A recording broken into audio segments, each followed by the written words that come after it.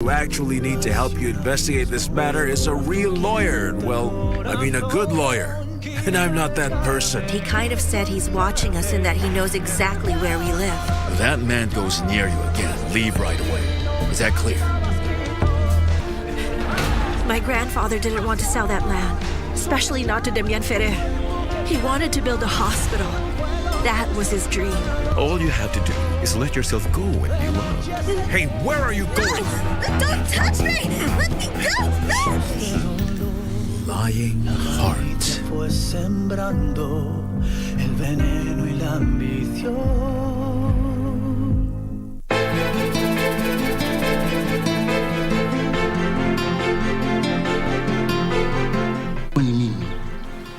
Ningekupa kipaumbele kama mke wangu.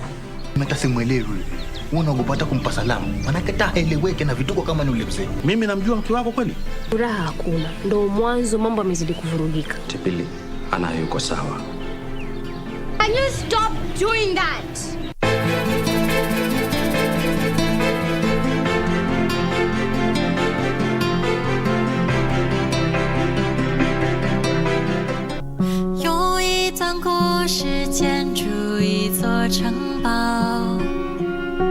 I'm trying to teach the boy.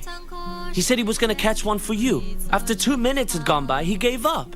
This is a lesson for him. A man follows through on his word. He shouldn't just give up. Wow, Joey. You think people will look into your past?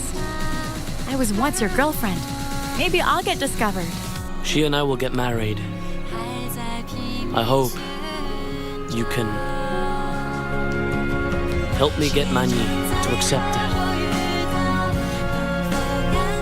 What if I can't accept it? 有一段故事建筑一座城堡，回忆放进去后就不再打扰。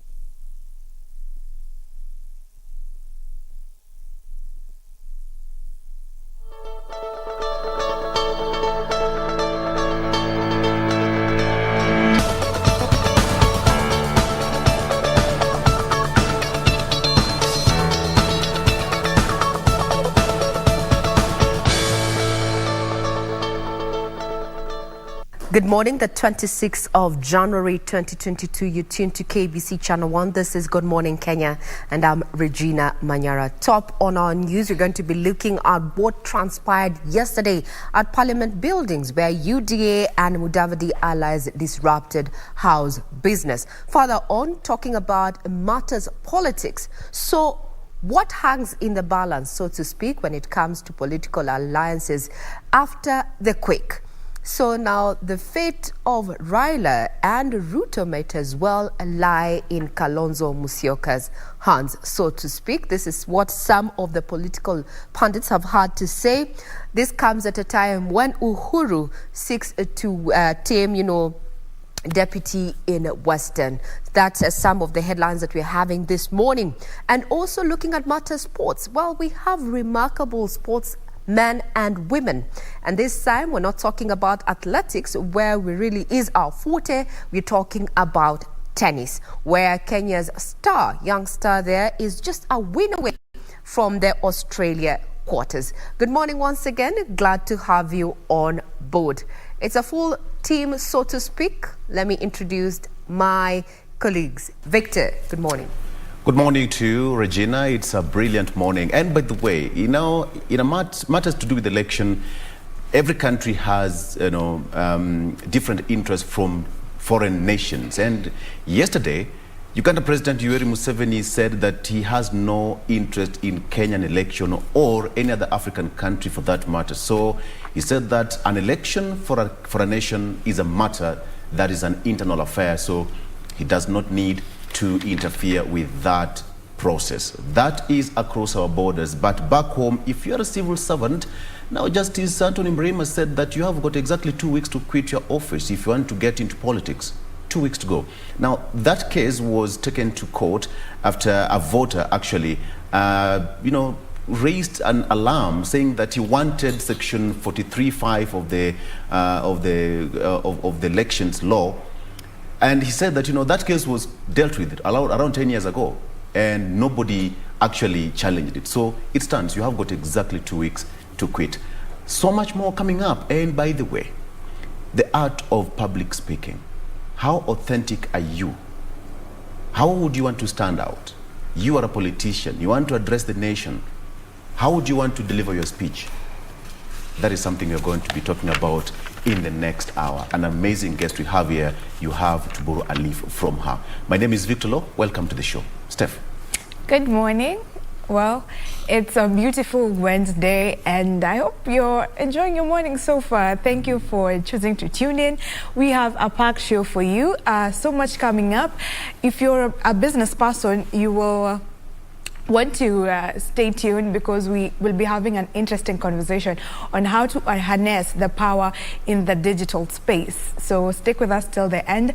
Also, just a reminder that if you have not yet registered as a voter, go and do so because time is running out. It ends on 6th of February. Good morning, I'm Stephanie Ayeta. You can use the hashtag #GoodMorningKenya at KBC Channel 1 to talk to us.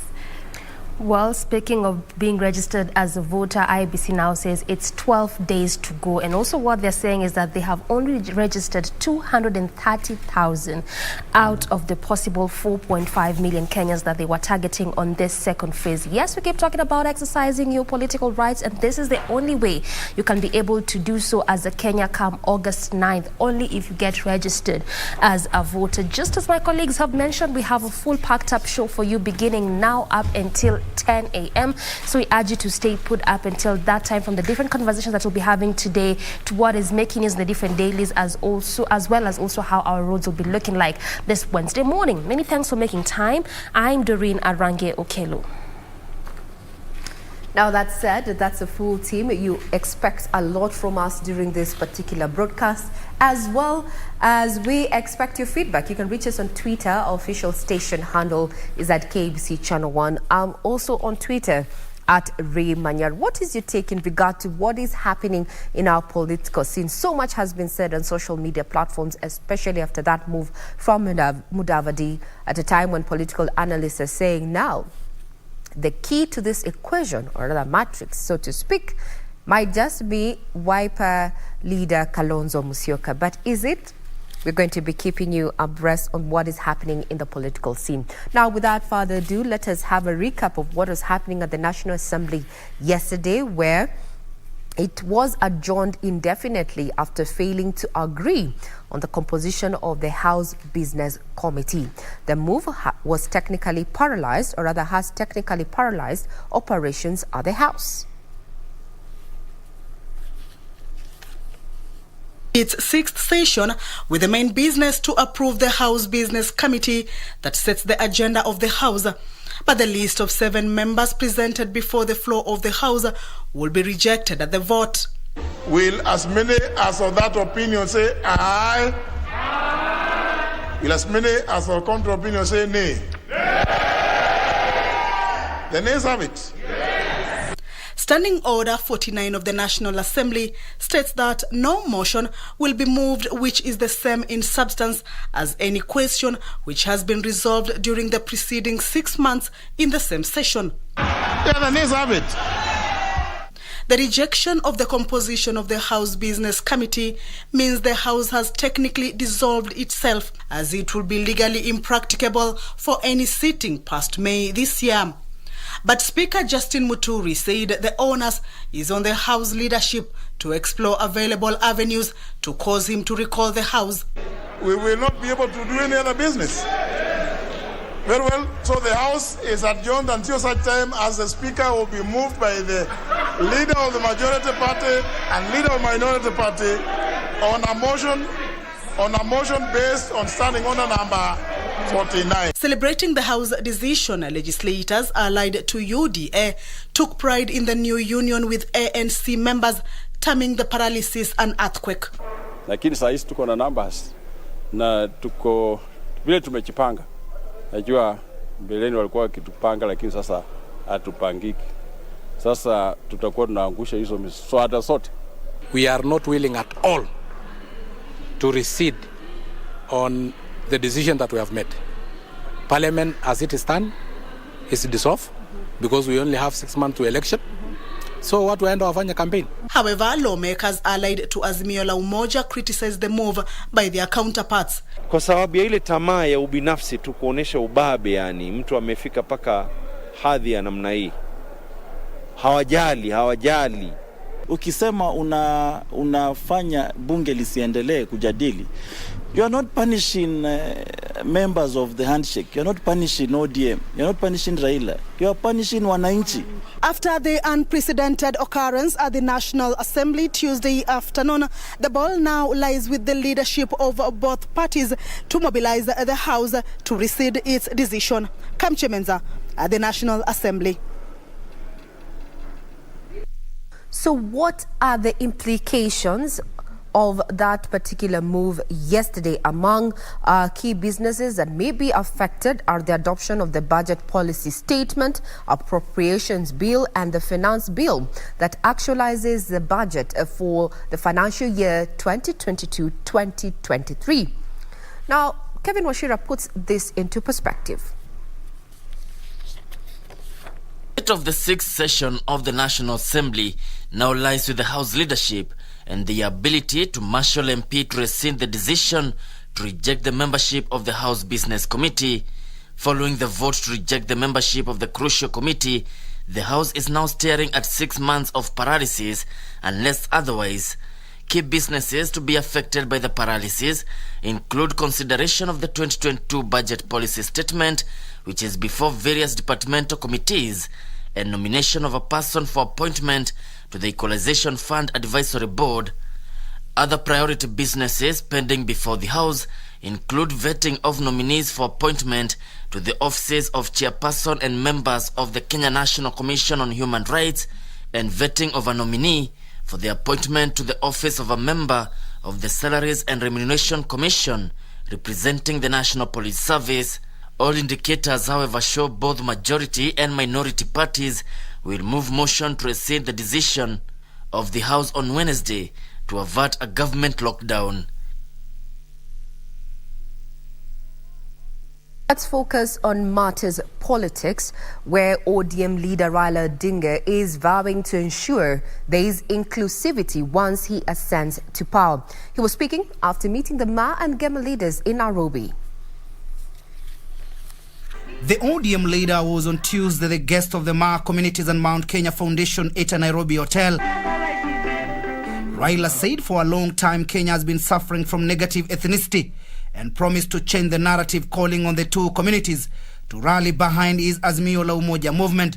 You're a Maasai as an identity. Be proud to be a Maasai. But don't think that you are better than a Kikuyu. Don't think that you're better than a Luo or a Mkamba. Let Mkamba not think that is better than a Mjikenda. We are all Kenyans. We can change our country if we are determined. If we really want to do it, we can do it. And we must just look at the causative factors and the solutions. And if we do that, Kenya will be able to reclaim its rightful place in the community of nations of the world. Leaders who accompanied him, led by Kiambu Governor James Nyoro and his Kajiado counterpart Joseph Olelenku, calling on Kenyans to support the former premier, saying he's the best bet yet for Kenya. Hatutaki 51%, mukirudi nyumbani museme tunataka baba awe na 70%. I know he can bring this country together. He can leave us in a better, more unified country, and he can look back from where we've come from. The two communities have resolved to stand with Raila until he occupies the top seat in the land. There are those that, if, God forbid, should assume the leadership of this country will be put on mortgage. And mark my words, and so we have a duty.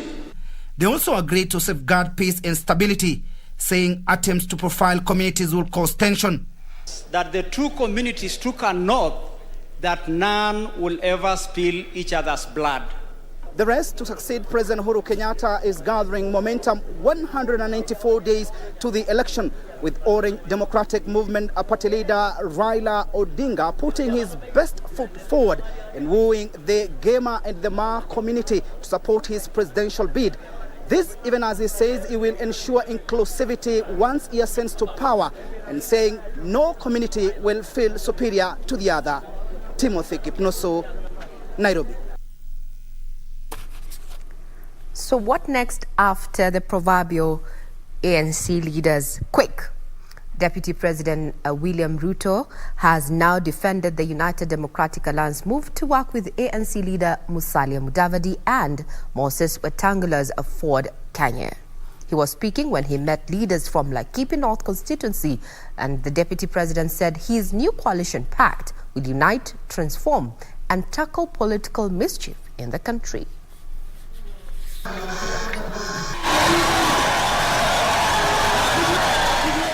Nia yetu ni kuunganisha taifa lote la Kenya. Ile siasa tumekataa ni siasa ya kugawanya wa Kenya katika misingi ya kabila na dini na kijiji na kona. Kwa sababu kuna wale wanasukuma vyama ambazo zimetengenezwa ya sehemu na kijiji na kabila fulani, na hizi chama zinatengenezwa saa hizi kwa sababu wako na njama ya kujaribu kugawanya wa Kenya, ndio watu wachache waendelee kuwa na usemi, waendelee kuamulia wa Kenya wengine, kwa sababu hawataki wa Kenya waungane, kwa sababu wa Kenya wakiungana, wakiwa na umoja, watakuwa na uwezo wa kujiamulia yale mambo wanahitaji. UDA, thank you so much. More on matters politics, a section of leaders drawn from the Amani National Congress Party have maintained that the party leader Musalia Mudavadi will be in the ballot. Led by Emuhaya MP Omboko Milemba, the leaders said that the presence of Deputy President William Ruto at the party's National Delegates Conference in Bomas on Sunday should not be construed that Mudavadi would not go for the top seat.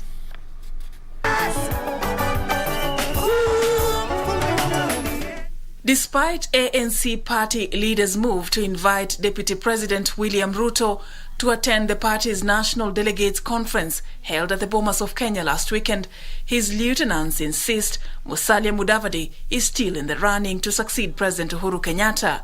Our party leader Musalia Mudavadi will be going for presidency and nothing else. And therefore, as we form these coalitions, we are making friends who will assist us to actually make Musalia Mudavadi a president of this particular country. The party also announced it has formed a campaign program that will start tomorrow with a rally in Nakuru County held jointly with Ruto's United Democratic Alliance before proceeding to Bungoma County on Friday and wind it up on Saturday after Mudavadi's launch of his presidential campaign and manifesto with a series of rallies in Kirinyaga County. Wale ambao walikuwa wakisema party leader wetu haonekani, huu ni wakati wa kwanza kuonekana. Kutoka tulivyoanzisha Jumapili na yale aliyoyazungumza juu ya hii nchi, huo ndio ujumbe ambao tunawapelekea wananchi moja kwa moja. Speaking separately during a voter registration sensitization exercise in Kilimani, Nairobi, a section of leaders under the United Democratic Alliance told off politicians opposed to the political cooperation between UDA and ANC. Na tunachukua fursa hii kushukuru Mheshimiwa Musalia Mudavadi, Mheshimiwa Wetangula na Mheshimiwa Kaboko kwa kuchukua msimamo wa kuleta Wakenya pamoja na kusonga mbele. Sisi kama vuguvugu la Udalu tunaunga mkono na tutawaunga mkono kabisa. Meanwhile, National Assembly Speaker Justin Muturi has affirmed that he will not relent in his quest for the country's top seat. Muturi, who hopes to vie for presidency on a Democratic Party ticket, says he will announce his coalition plans after his party's National Delegates Conference to be held on the 21st of February 2022. as a region, agree that there is necessity for us to coalesce within one big political party for this region. Because, as I've said, there is strength in numbers. And presidential hopeful Reuben Kigame says he is the best candidate to succeed President Uhuru Kenyatta. Kigame, who is seeking the top seat on the soon-to-be-launched Eagles National Alliance ticket, also called upon the Independent Electoral and Boundaries Commission to take advantage of the digital space in rallying Kenyans to register as voters. I want also to be a positive example that someone living with disability can actually make it in this life, as long as you are given an opportunity. So my call is to the president, to the deputy, to the former prime minister, please step aside and give someone else a chance because I qualify. Finally, Narok Governor Samuel Tunai has warned aspirants seeking to succeed him against engaging in divisive politics. We are not going to give space kwa leadership inasema ati hatutaki Kalenjin, hatutaki Kikuyu. We are sorry, there is no space in Narok. Kabila yote ambaye iko Narok iko na haki. Na hakuna kabila itaama Narok. Hakuna.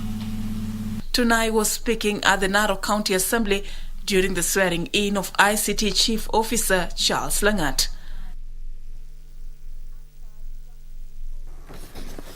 As we are on the campaign trail, how is the second phase of the registration in as far as matters IEBC is concerned? Now, on a spot check, after this exercise kicked off last week, it indicates that there was a low turnout, with most registration clerks at centers in Nairobi whiling away time alone. Ruth Wamboy reports.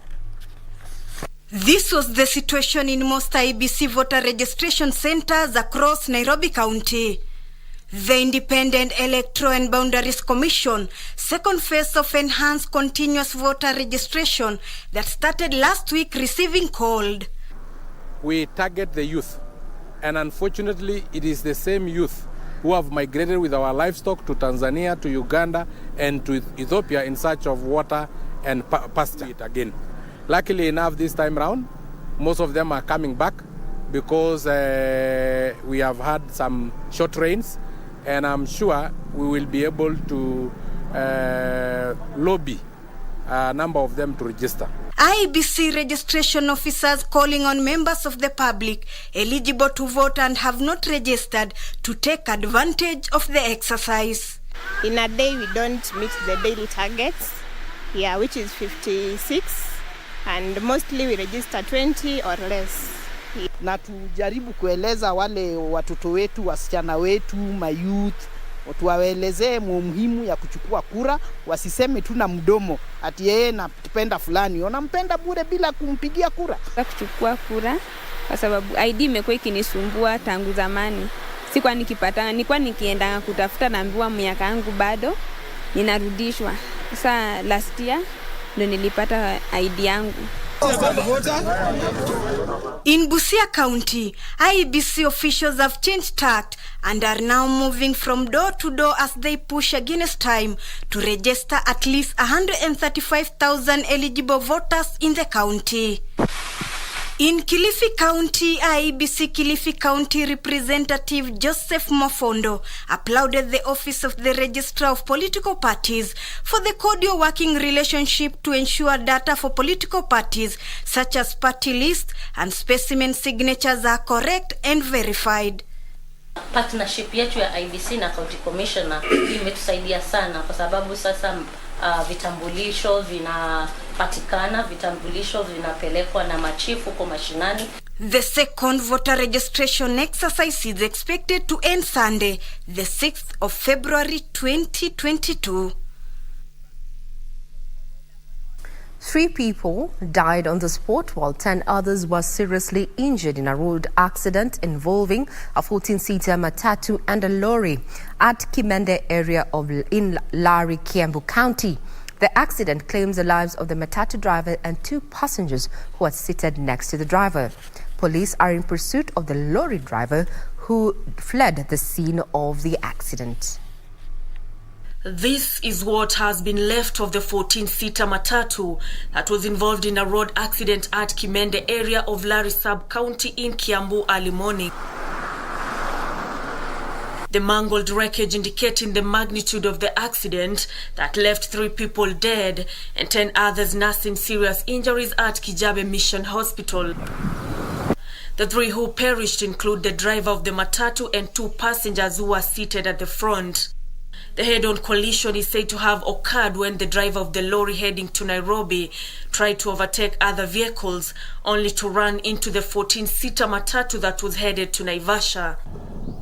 Matatu walikuwa wanaelekea upande wa Nyahururu wakienda Mashishi. Na driver hakuwa anafahamu sana kuhusiana na hii barabara. The driver of the lorry was trying to overtake, and unfortunately this other vehicle was too close. At the point, they had a head-on collision, and the driver and 2 passengers from the matatu died. 2 on the spot and 1 died at the hospital. Lari Sub-County Police Boss Steve Kirui saying they had launched a manhunt for the lorry driver who fled after the accident. Motorists have been urged to be extra vigilant on the road. So drivers, please be careful during this particular time, and especially during the morning, because you know very well that that road is foggy during the morning hours and sometimes in the evening.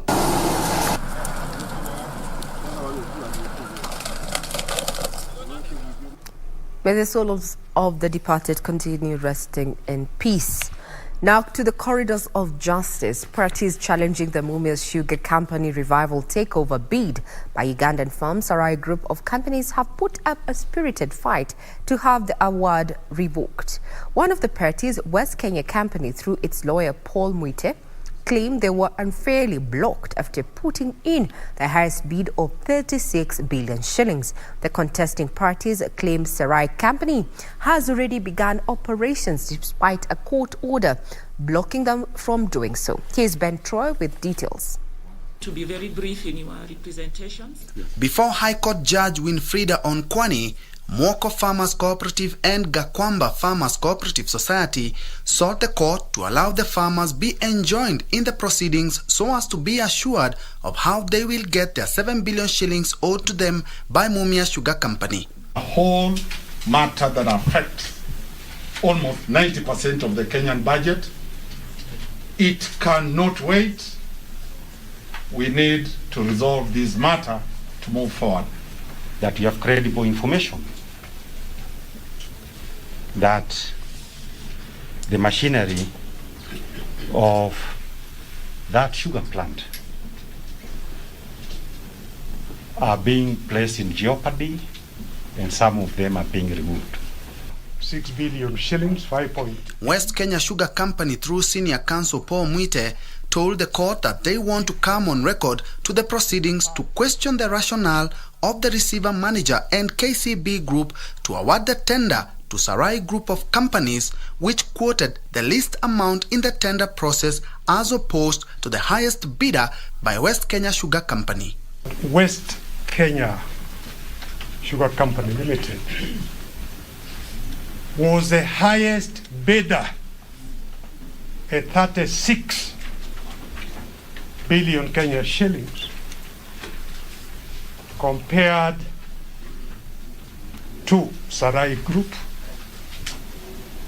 which bid at under 6 billion shillings, 5.8, which if we are enjoined, we will be seeking to get an explanation on from the receiver manager and from Kenya Commercial Bank. I am pleading with the County Government of Kakamega through senior counsel James Orengo also raised the same concern, saying they should be allowed to join the proceedings to give their views so as to give the court an opportunity to make a determined decision.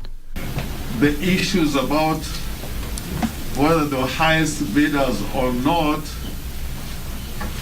we should be given an opportunity to make those responses.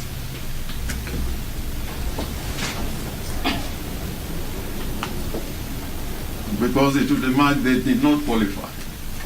They urged the court to give priority to the hearing and disposal of the suit so as to allow business at the Mumia Sugar factory to resume. Some of the pleadings you've mentioned are not yet with me. I have asked my court assistant to just upload them and avail them to me. So then I will take some time to consider your submissions and give you a way forward.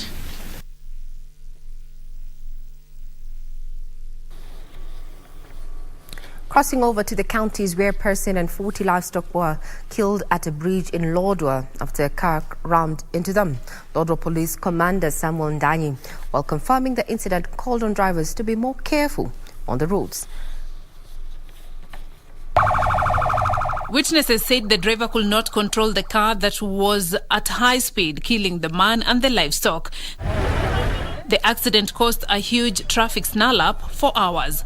Lodwar Police Commander Samuel Ndanyi regretted that in 1 week, 4 lives have been lost in road accidents in the town and called on the drivers to be more careful while driving in the busy town. Waendeshaji magari na wito wangu ni kuwahimiza kuwa waweze kufuata sheria za barabara ambazo zimewekwa. Hii barabara ya kutoka highway kutoka Kitale kuja hadi Lodwar kwenda mpaka Kakuma mpaka Lokchogo mpaka Nada pale ni barabara ambayo ni barabara ya kisasa, barabara pana ambapo kwamba nitakana madereva wao waangalifu sana. Elsewhere, it was relief for 400 families living in Lekiji village in Laikipia North Sub-County who for years have been trekking up to 40 kilometers off bumpy Maram Road to Nanyuki town to access healthcare. The locals, who are formerly squatters of the 1,200-acre piece of land, received their first ever healthcare facility, which was unveiled by Laikipia Governor Nderito Mureithi. Changamoto kubwa yetu ilikuwa ni kuvuka pale Mpala na kuna wanyama pale ni kama shule na ni conservancy pia. Tuko na wanyama hapa, kuna ndovu, zimba, chui ambaye tukienda kutafuta huduma pale wengine hawafiki. Kwa hivyo ikakuwa changamoto na ninafurahi kwa serikali ya county Laikipia County Government kwa kutujengea dispensary. Hii hospitali itakuwa imetusaidia kwa sababu hata kwa tena tunaenda Impala, hatutaenda kungangana kutafuta David. Kwa hivyo tunashukuru sana serikali ya Nderito Mureithi kwa sababu saa hii hospitali iko mahali ya kufungulia wamama, kila kitu imeletwa, madawa imeletwa. Meanwhile, property of unknown value was destroyed by fire at Quisero Secondary School in Kakamega. The school principal says the cause of the early morning fire is yet to be established, noting that all students were in their classes for morning preps. Kwa vile sehemu hii ufungwa wanafunzi wakishatoka, nina uhakika hata ingawa watafanya utafiti, lakini kutokana na ile experience yangu kidogo tangu niwe mwanafunzi mpaka sasa, hiyo lazima ni hitilafu ya stima. Japo tunawachia wa kuchunguza wafanye nini? Wachunguze. Ingalikuwa ni mwanafunzi, sijui angeingilia wapi na angetokea wapi, kwa sababu just behind this, on the other side, beside this dormitory is our boys' dormitory. So they will have been in a view to see anything happening because they were awake at that particular time. And a man was allegedly shot dead by police and another left nursing a bullet wound after students of Ramula Secondary School stormed a local police post to protest the death of their teacher. Regan Dindi is said to have died on the spot after he was hit by a bullet as police tried dispersing a rowdy crowd. The death of Dindi sparked protests, bringing business along the Luanda-Akala road to a standstill as the locals demanded justice. Alikuwa ametoka nyumbani anaenda kazi, alikuwa juu ya pikipiki. Ni mtu alikuwa anaendeshwa. Na ndio nasikia polisi wanafunzi walikuwa wanaandamana. By that time ndio nasikia polisi alipigwa maana yeye alikuwa anapita hakuwa na chochote, alikuwa anaenda kazi side za Luanda. We take a quick breather. When we come back, we focus on those stories that are making headlines in the business world. Do not go away.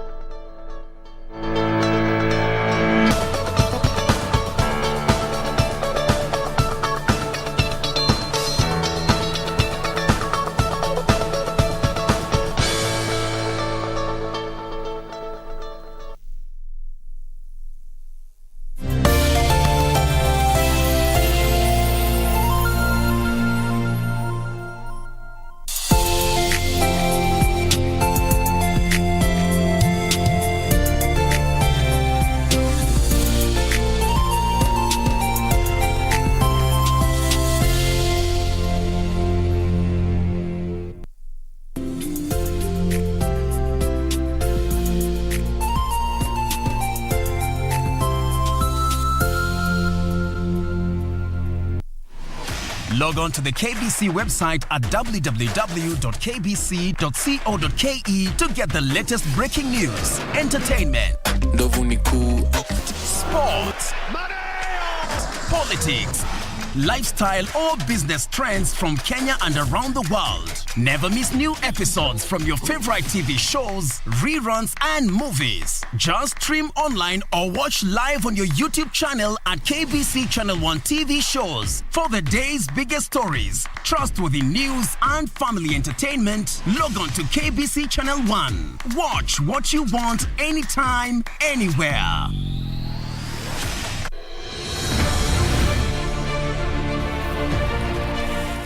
Miaka ya 80, mfumo wa 4K Club ulivuma sana katika shule za msingi na ukasaidia wanafunzi wengi kuwa na ujuzi na maarifa muhimu.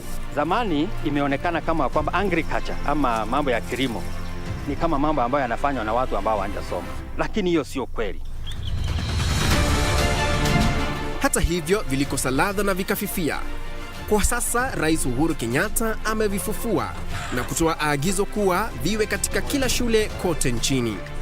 Tazama KBC Channel 1 Ijumaa hii saa 2:30 ujionee jinsi wanafunzi wa shule tofauti nchini wanavyotekeleza baadhi ya miradi ya 4K Club na ile ya Young Farmers Club.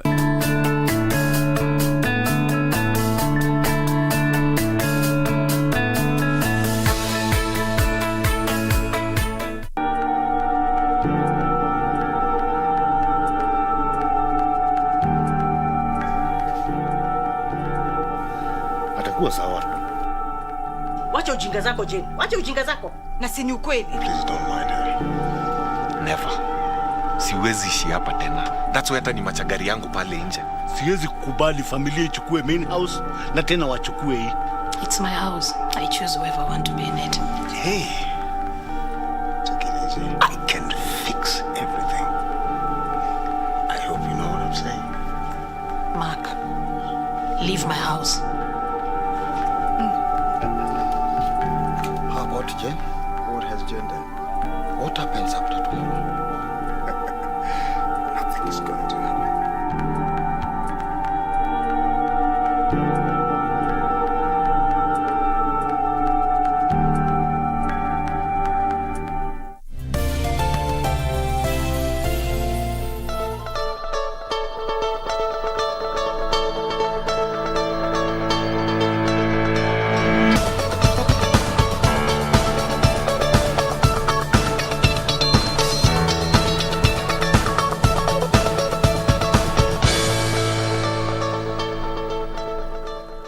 Good morning. You're still watching In the Headlines right here on KBC Channel 1. I'm Regina Manyara. Now on to matters business, where Kenya is banking on innovations to realize sustainability in trade expansion and industrialization that are expected to anchor recovery from COVID-19 disruptions.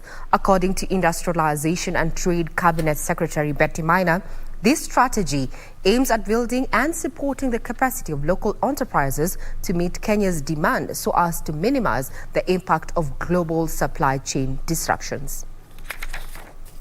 According to the 24th edition of the Kenya Economic Update by the World Bank, from recovery to better jobs, growth has been supported by rebounds in industry and especially services.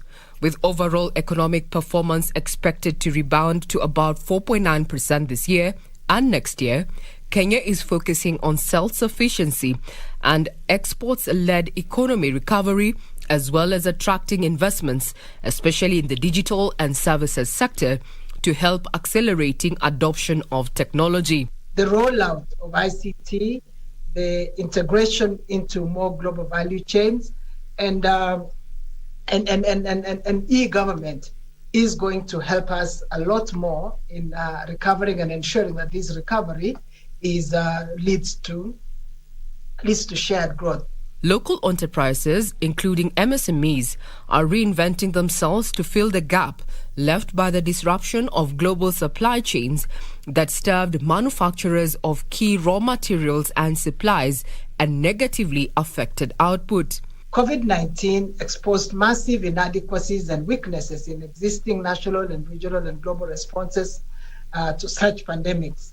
It therefore means that all of us must work, including your international organizations and all our different countries.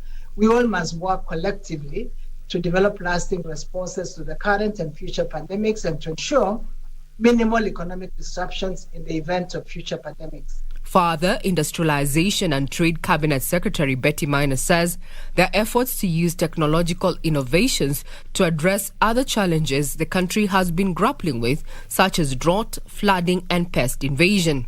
She says there's need to address the socio-economic gap that feeds the digital divide. She made the remarks during the WTO panel discussion on the role of trade in developing countries' road to recovery that was held virtually. Still on matters business, the World Bank projects Kenya's economy to grow by 4.7% this year, driven by higher export prices of food commodities like coffee. In its latest global economic prospects for January 2022, the World Bank maintains its earlier projection in June last year, despite revising Kenya's 2023 GDP projection, which the lender has slashed to 5.1% from earlier focus of 5.8%. The latest Global Economic Prospects of January 2022 report by the World Bank indicates that Kenya's economy has demonstrated resilience to the COVID-19 shock, with output in the first half of the year set to rise above pre-pandemic levels. Higher prices of food commodities are expected to anchor Kenya's economic expansion. Tea, coffee, cut flowers and vegetables are among the top export commodities for Kenya. Currently, Kenya is the world's leading exporter of black tea and cut flowers. Despite this, the World Bank warns that poverty, food insecurity, rising food prices, and geopolitical tensions could dampen consumer sentiment and slow the growth. In addition, the report by the World Bank indicates that other uncertainties, such as a drought and lower than average rainfall, could affect the projected economic growth rate. The coronavirus pandemic, as well as uptake of COVID-19 vaccination, could disrupt growth, derail structural and fiscal reforms, as well as amplify health challenges. The World Bank's projection has been backed by Saiton Investments that also projects the economy to expand 4.7% this year, supported by economic and business recovery from COVID-19 misfortunes. The latest review by Saiton Investments projects that support by the continued reopening of the external trading partners will boost estimated growth for 2021, given the erratic weather affecting agricultural produce and the August 2022 general elections, which economists say risk destabilizing the macroeconomic environment. Now on to matters sports, and we're focusing on what is happening in Cameroon, Yaoundé there. Now, yesterday matches, let's just have a recap of what happened. We had, when we come back, we're going to be looking at what has, captured the eye of the scribes this morning in our various dailies that we have with us in studio. Do not go away.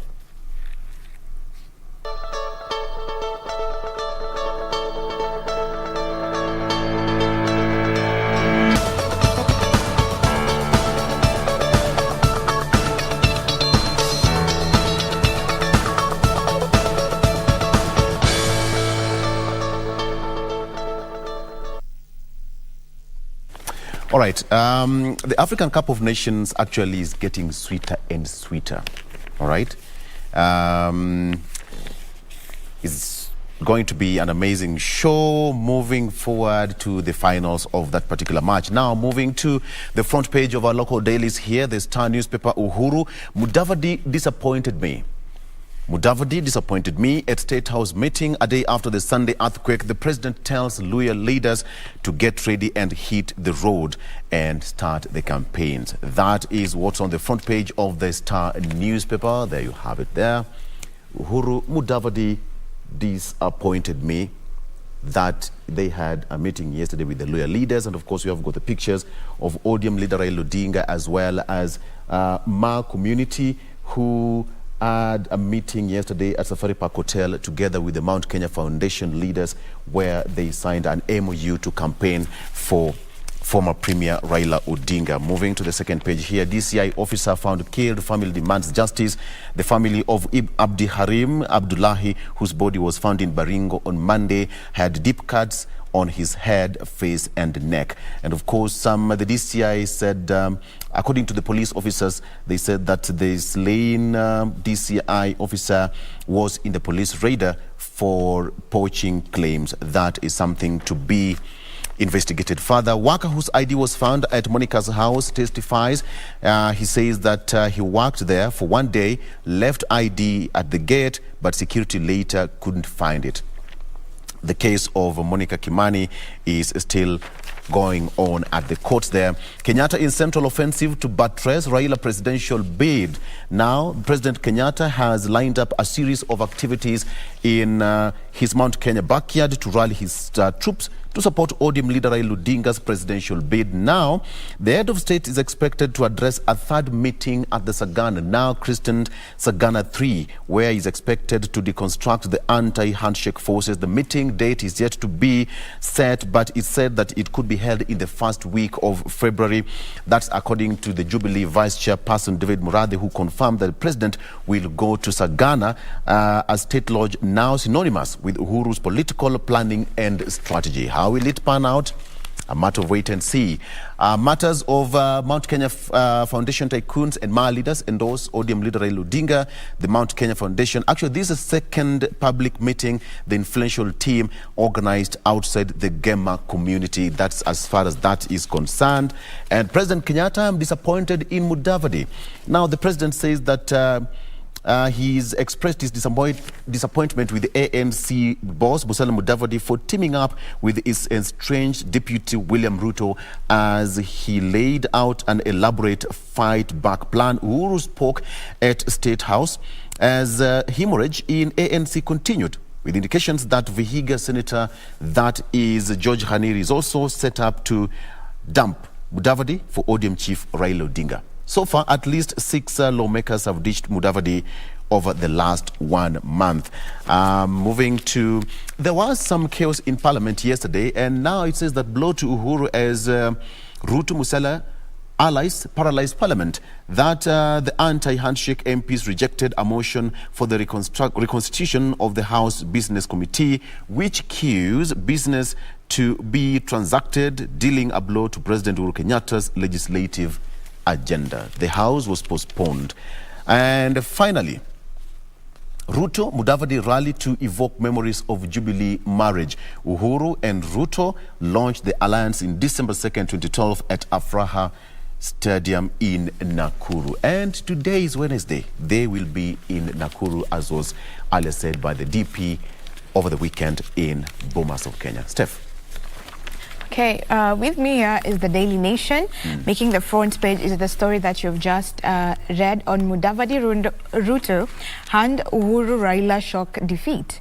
So the implication is that the budget to finance crucial government operation now hangs in the balance. Moving on, civil servants have 2 weeks to resign. This Victor also mentioned earlier, and the deadline is on the February 9th. So the civil servants have until February 9th to resign if they want to go for the political office seats. On page 3 there, we have a TikTok star who was just from a Hada to a TikTok star. He said that I took the decision to do a video of an Indian song and it became an instant hit. I would lip sync the words as I don't speak Indian. Just like that, he became a star. And why an Indian song? Because mostly Tanzanians love Indian music and movies. So this has helped him. Also some entertainment, something on entertainment is on the song of Calligraph Sifu Bwana that has hit the social media. And he said he never planned to sing it until he released the video and fans urged him to release the song. And he says he's not really branding himself as a gospel artist. He prefers to be flexible, not limited by a particular genre, although he's working on an album that will be a mix of many things. So we wait to see what he has for us. Also on the front page, on some property row, this is on page 11. The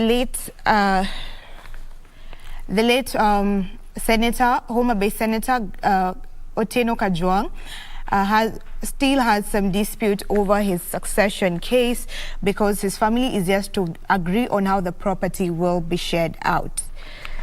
Still on the front page, on cost of living, Nairobi's rich hit sharp inflation rise. That is on page, you can find that on page 10. The inflation hit a 23-month high on Nairobi's wealthy families at the end of last year, marking the sharpest rise amongst all income groups due to expensive fuel and electricity. And that it stood at 4.8% in November, the highest mark since December 2019, when it was 5.33%. Those are some of the stories making the front page. More details in a few. Doreen, to you. Happening with IEBC and then meeting their target of 4.5 million Kenyans on this second phase of voter listing. At least as of yesterday, we already established that Nairobi forms the majority of the ones that have already registered in counties in north and eastern part of the country, as well as Nyanza sections, forming some of those areas whereby they have registered few Kenyans. They have also gone outside, beyond borders to just try and register Kenyans who at least will participate in this year's elections. Coming out is that so far they have registered a total of 230,000 out of the possible 4.5 million that they are targeting on this second phase, which is 12 days to the end of this voter listing, still urging Kenyans to try and ensure they go out and get registered as voters. And this is why also politicians in their different rounds across the country, this is their message to Kenyans to go out and get registered as voters. We also have that particular story on what transpired yesterday at State House. This is after the president hosted Western Kenya leaders and what transpired yesterday in regards to this particular meeting and what he talked to them about. So when we get to the details, I'll be telling you more about what happened yesterday and also his sentiments concerning that particular meeting, or what we clearly are still referring to as earthquake, on basically what happened on Sunday there. And away from that, Teacher Service Commission is set to roll out virtual learning in public schools, just saying that this new teaching model will involve one teacher simultaneously conducting lessons in several schools. What is coming out, though, is that they haven't quite established a specific time or date when this implementation of this kind of program will begin, but this is what they are set to do. And also what is coming out in this article, as described by the scribe there, is that remember that when we talk about digital learning and learning of this kind of source, the key problem is that when we talk about digitization, it is not in every part of the country. So when they are set to introduce this kind of learning, the virtual learning, digital learning, in especially public schools, how then are they going to ensure that areas whereby still internet is an issue, how they will deal with it? And this is perhaps why they haven't quite put a specific time or date when this implementation program will begin. And away from matters education to some bit of food security is that Margaret Kobia says that 2.5 million Kenyans face starvation, and this is why they have come up with various programs to see how best they can curb this and also assist Kenyans to just, deal with the issue of drought. So that is what is coming up there. And lastly, this is in respect to Ruto Mudavadi to commence countrywide rallies in Nakuru, and also away from Nakuru, one of the counties that has also been earmarked for these rallies to begin is Bungoma County. So that is how the front page of the different dailies look like this morning. We just want to take a very quick break. We'll return back with more of Good Morning Kenya. I have a copy of the Standard with me this morning, and I'll try to be very brief. Seems the scribes were reading from the same page, matters of politics. So what happens after the quake?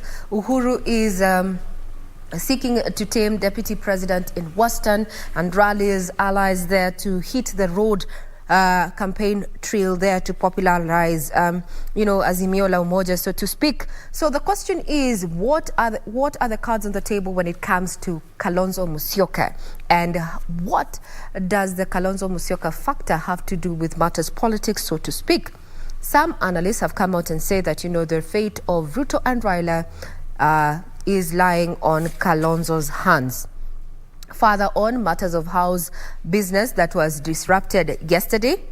So then you understand that some of the things that might be pending, including a finance bill 2022-2023. You can get further details on our website.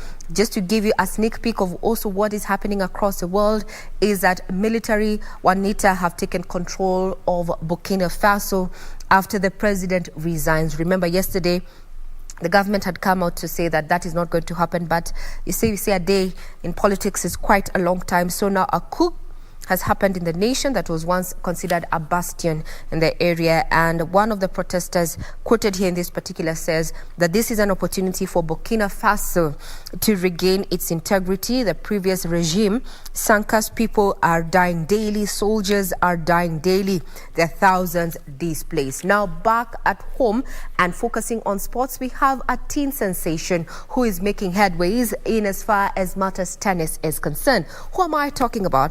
I'm talking about Angela Okutoi, who today will be playing Lola Radovajovic, yes, of Serbia in the third round today. We wish her all the best. Now, she has already qualified, so to speak, and this is going to be a determining match, so to speak. And just to, send back her thoughts to people who've been rallying behind her. She says, I am happy to represent my country and everyone back at home. It gives me motivation, and I believe it's Kenyan kids. I believe it gives Kenyan kids motivation to believe that they can also do it. This is what she said after the match. All the best, Angela. Keep putting Kenya on the map. Sports fans, we've just reminded you about the matches that are going to be taking place tonight. We're going to be having Ivory Coast versus Egypt and Mali versus Guinea at 10 p.m. It is a wrap in as far as news and in the headlines is concerned, but we're not done here.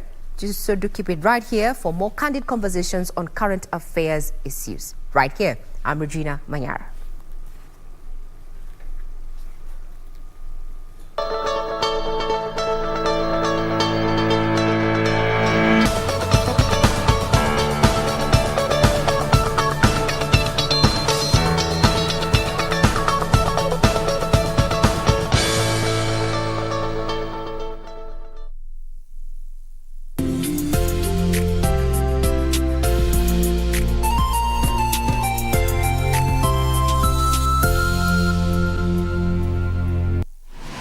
Log on to the KBC website at www.kbc.co.ke to get the latest breaking news, entertainment, sports, politics, lifestyle or business trends from Kenya and around the world. Never miss new episodes from your favorite TV shows, reruns and movies. Just stream online or watch live on your YouTube channel at KBC Channel 1 TV shows. For the day's biggest stories, trustworthy news and family entertainment, log on to KBC Channel 1. Watch what you want anytime, anywhere.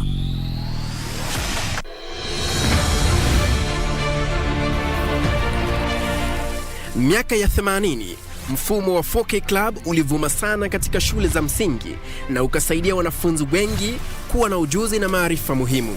Zamani imeonekana kama kwamba agriculture ama mambo ya kilimo ni kama mambo ambayo yanafanywa na watu ambao hawajasoma, lakini hiyo sio kweli.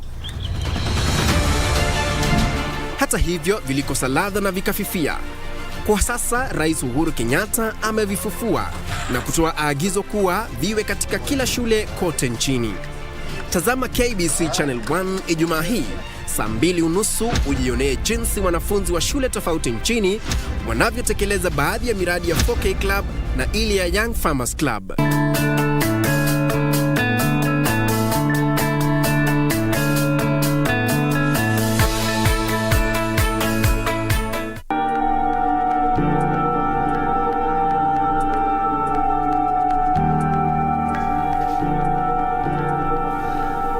Sawa.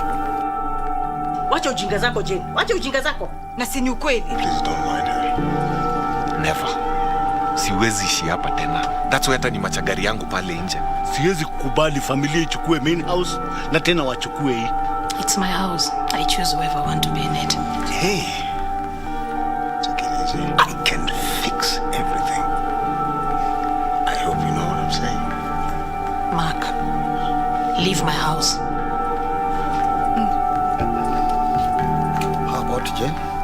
transgender, what happens after tomorrow? Nothing is going to happen.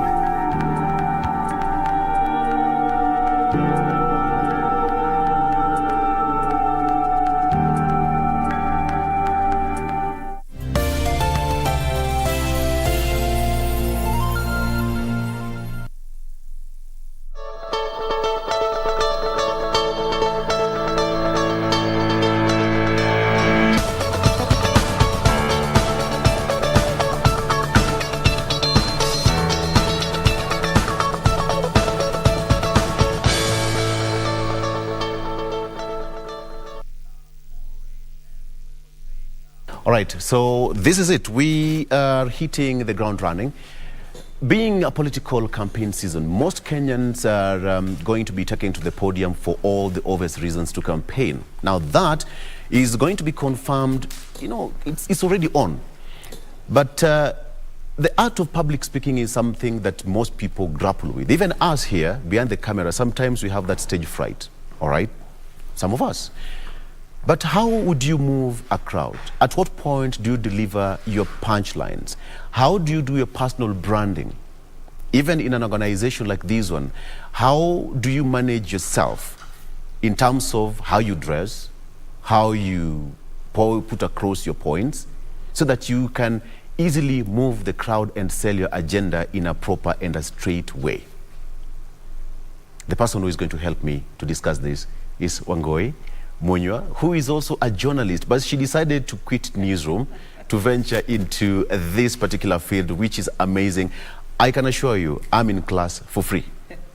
That's a good thing that comes with this job. I'm in class today. Karibu sana. Thank you very much. Thank you for having me and welcome to class. Absolutely. Class is on. Yeah, class is on. Class is on. Sure. Class That's is on. For sure. We've seen a lot of things happening across the political divide right now, and we expect to see much. What should you expect in terms of communication? Okay, so as a communicator, first, let me say this season is usually exciting. I know we call it silly season because... You call it? Silly season. Everybody goes crazy. Berserk, exactly. They start all of their communication with all of this training and everything. Yes. But it also provides an excellent platform for communicators such as myself to not only put to the fore the importance of not just the words that you speak, but also elements that we have completely ignored over the years, and this is in the non-verbal element of things. So we tend to be very quick to look at the words that people are saying. People will listen to my words, but who is reading my body language? Yet, professionally, we look at and we say this so often, I actually get tired of this point, that 93% of our communication is actually non-verbal. 93% is non-verbal? 93% is what you're not saying, is unspoken. Are we aware of that as human beings? We should be. We should be. And the people that are aware of it really know how to profit from it. Because you have spies that know how to regulate body language. Body language is really God-given. It's something that God has given us. Your body reacts in a certain way. Somebody says something to you, or you go through an experience, your body, your unspoken communication sort of tends to come out very quickly. Detectives know this often. They know how to read it. They know how to detect, is this person telling the truth? Is this person lying? So we look at things, and communicators as well, we look at things such as, what are the eyes telling us? Okay. What are the hands telling us? You know, defense poses. This is getting interesting. I'm getting curious. You know, so we listen to the speeches, but are we reading the body language? I get the feeling that if we had a better understanding of nonverbal communication, even as a nation, we would make better political decisions. It sounds lofty, but I think the thing that we haven't learned so much, I would ask you, anybody who went to journalism school, for example, will tell you that they did communication one-on-one, or 101 rather, which is, what is communication, this is it, this is that. But then we never really, which is why, I know you're protesting that I left journalism, but I realized, I actually got to find out that one of the most valuable things that we can do as communicators across the board is really learn how to listen to people and listen to what is not being said in the room, whatever room this is. 93% is non-verbal communication. 93%. 93%. Words only account for 7% of communication.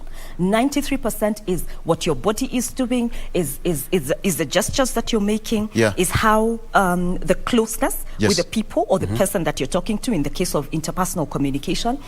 And it also is in your body movement, how you react, how you do that. A lot of it is in the eyes also. There's also an element of it that's in your tone. Right. Yes.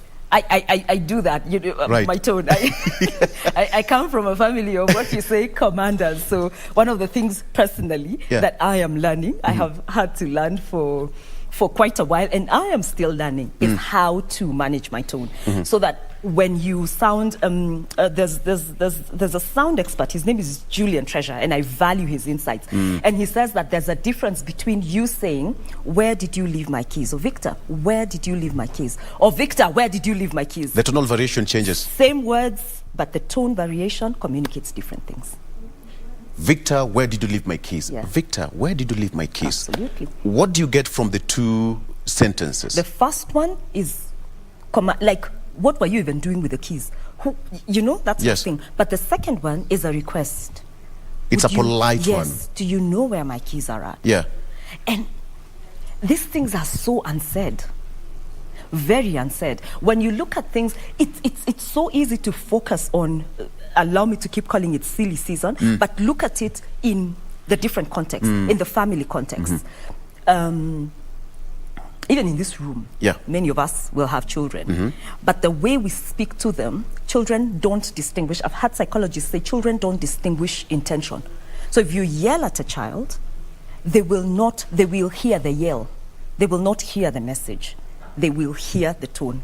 All right. Yes. Okay. It's just like pets. Okay. Actually, the way to learn about nonverbal communication is to look at such children. Yes. Look at how, have you seen how nursery school teachers are? I think they're so modest. Absolutely. To the kids. Yes.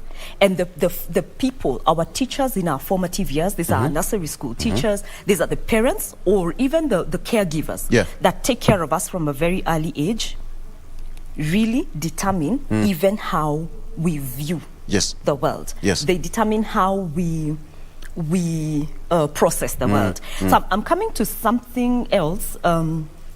If I can let you put a word in edgewise. No, go ahead. Go ahead. Called internal dialogue. Yeah, exactly.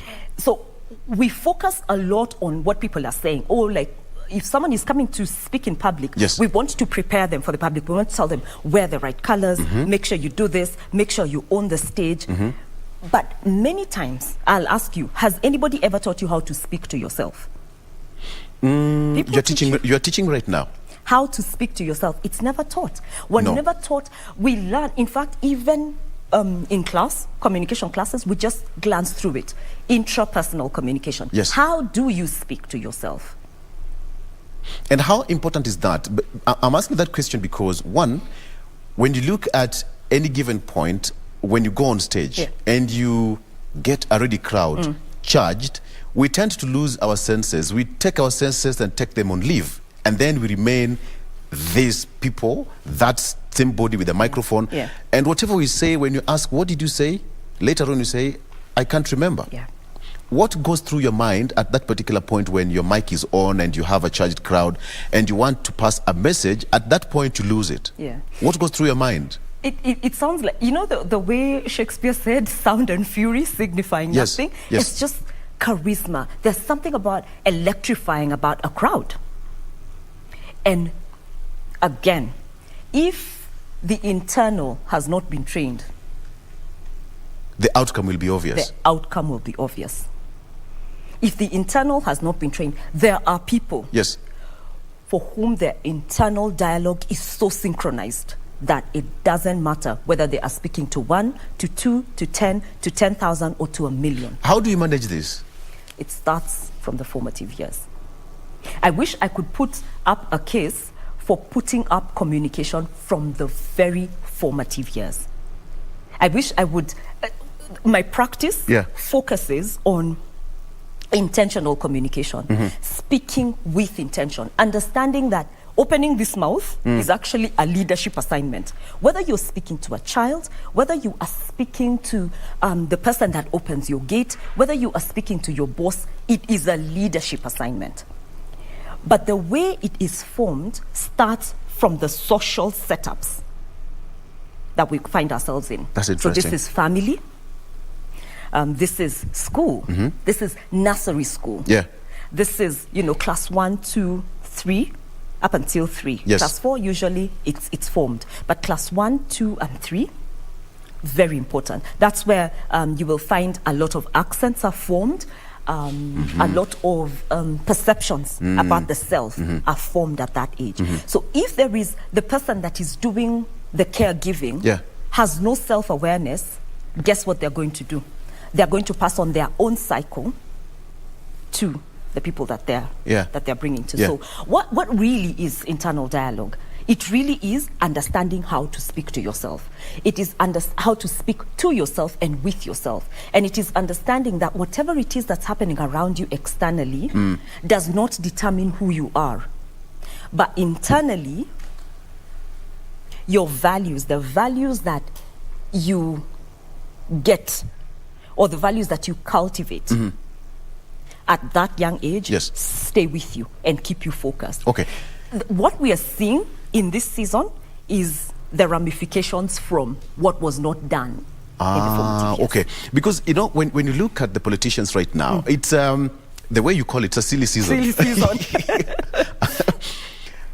Everybody tries to get their A game in terms of speeches.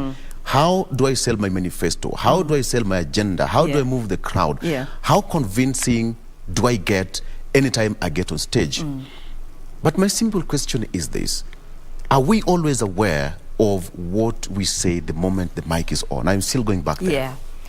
I would actually hope that we are, but the results are not very positive when it comes to that. Yes. It seems like we only, if we were to actually sit down and examine all of the launches that have been done since, say, even sometimes last year or August, thereabout. Let's actually even go back to 2005, when politics, we started now to become much more deliberate about how we're doing our launches, colors, branding, and that sort of thing.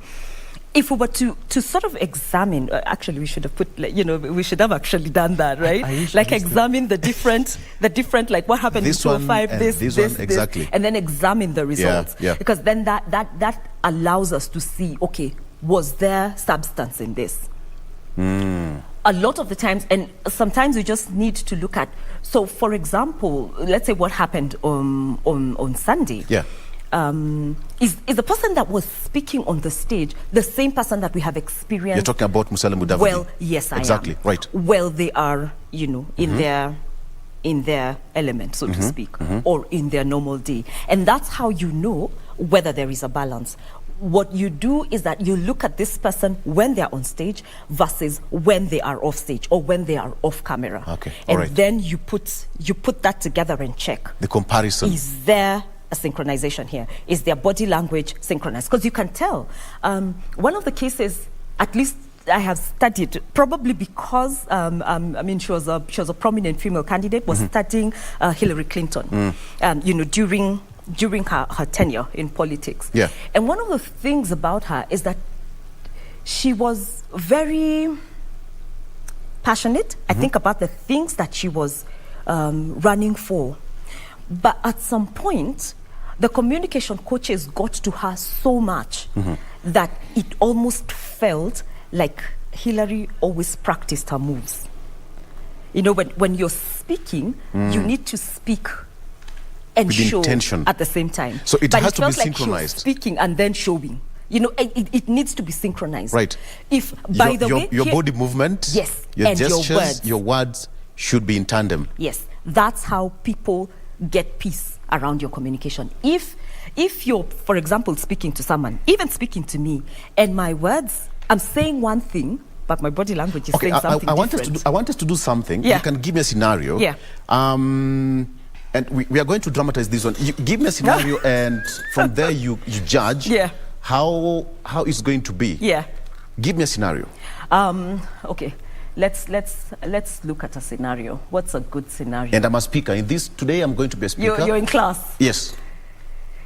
So let's look at a scenario. I'm trying to look at, do we do a political one? Do we do a personal one? Personal communication usually is very easy to do it. So we can do something on personal communication and probably, I don't know how you're going to demonstrate this. So I'll just stand here. Oh, okay. Yes. Yeah. So actually, let's look at you talking to somebody, telling them about your feelings. Okay. You're telling them about your intimate Director, feelings. today like I've been thrown under the bus, quite literally. Yeah, you threw yourself under the bus. Okay. So you're telling them that you love them and you want to spend your life with them. Pardon? Yes. You can't take that again. So you're in love with them. I have feelings for you, and I want to spend the rest of my life with you. So you're sort of making a marriage proposal or a relationship proposal. Wow. Let's take this to the next level. This is difficult. Yeah, you started this. It all begins with the way you posture. Yes. My dress code. The tonal variation matters a lot. Yeah. Assume that I'm talking to that person. Yes. And I'm making a proposal. Yes. Okay. So let's assume that now you're the one, or that person behind that scene. Okay. So today I'm coming here. I'm hoping my gestures, my in-laws, my friends who accompany me here. Today is a big day that we are witnessing this lady planning to walk with me for the rest of my life. But one thing is certain. Madam, are you okay? Are you tensed? Is that the journey we are going to take moving forward is a tough one. It requires resilience, intentions. Did I make it? I don't want to go further than that. So that sounds like you are reading the news. First, the lady, you looked at the lady twice, like glanced at her, like, are you okay? You know, that sort of thing. When you're saying that kind of thing, you're actually looking to her. And you're telling her, I choose you before my family, before my friends, before God, of course. Yes. It's you that I choose, and I pray that you choose me. Your tone goes lower, it becomes a very personal conversation. So the one that you just did is the one that someone sitting behind there that understands body language would say, yes. Those are 15 red flags. There's too much. This is too smooth. Within that short period of time, you were able to pick 15 red flags? Absolutely. 15 red flags. Was I convincing? First, you were too formal. Okay. When it comes to matters intimacy, when it comes to matters interpersonal communication, even your voice goes lower. There's a way your tone softens. There's a way your body language, even as a man, softens. Yes. And it also gets serious and very stable. Right. But again, because we're not, this was, I mean, we didn't sort of think through this. It just sort of came up. If it was an actual scenario and somebody knows how to read body language, those are the things that you look out for. Again, we're looking at this from a political level. We should scale it down even to conversation level. How do you know that the people that are speaking to you are telling the truth? Yes. That's how you check. You listen for the tone. You look at the movement of the eyes. You also look at how their own body movement is working. Now, granted, you need to at least have had a relationship with this person so that you know what is normal for them. And how do you pick out what is normal body language? You just observe when someone is doing their daily work. Whether somebody's timid, imagine this relaxed. is actually not rocket science. And let me tell you, if you look at parents, specifically caregivers, mothers are experts at reading body language. Yeah. When mothers are alert, they're experts at reading body language. Yeah. A friend of mine recently, she really made me laugh. We were having a conversation about something, and she told me when she had, she has a son, and she told me that for months, she actually did not know that she was expecting her son. And she's going around, and one of these, like the weeks towards the birth of her son, her mother just saw her for a very short time and asked her, you're expecting, aren't you? She wasn't showing, she wasn't, and she was like, no. And the mother went like, because she's learned. Yeah. She's watched and observed this young lady in her normal phase. Yes. That's how communication is not rocket science. In fact, the way you said that 93% of what we say is non-verbal. Non-verbal. Let me come to the aspect of dress code. Yes. They say that dress the way you want to be addressed.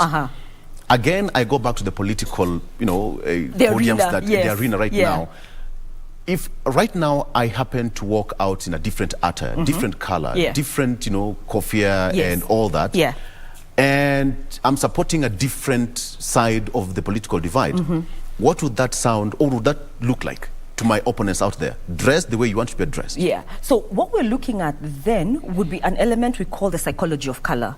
What color triggers for us in our communication. Yes. And it does trigger a lot of things. How is that? How does that happen? Men are colorblind. Men, we only know black and white. That's it. So you'll excuse us for that. All the more reason why you should actually understand the psychology of color. Black and white, that's it. That's it. Yes.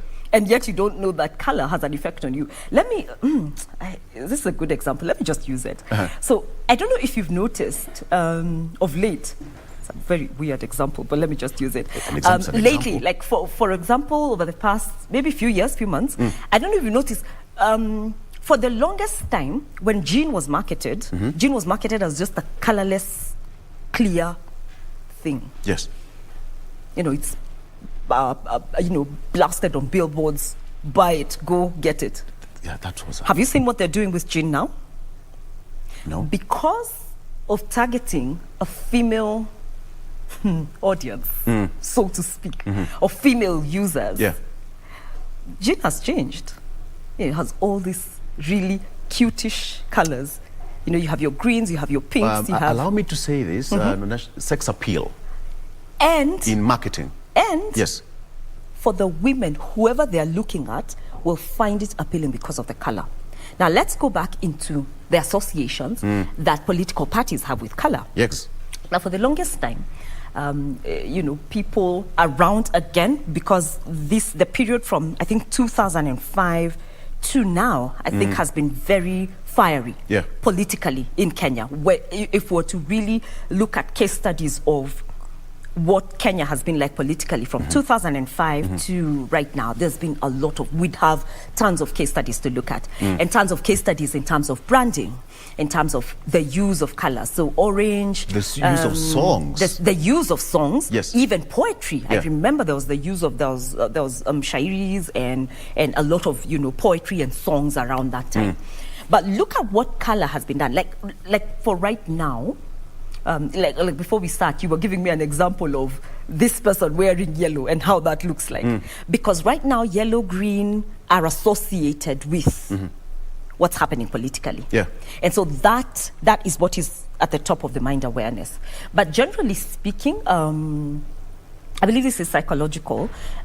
Colors do have an effect on us. We've the corporate world across the world has practiced color for the longest time. The sense of identification. Yes. So they said navy suits really work, charcoal grey suits really work, that sort of thing.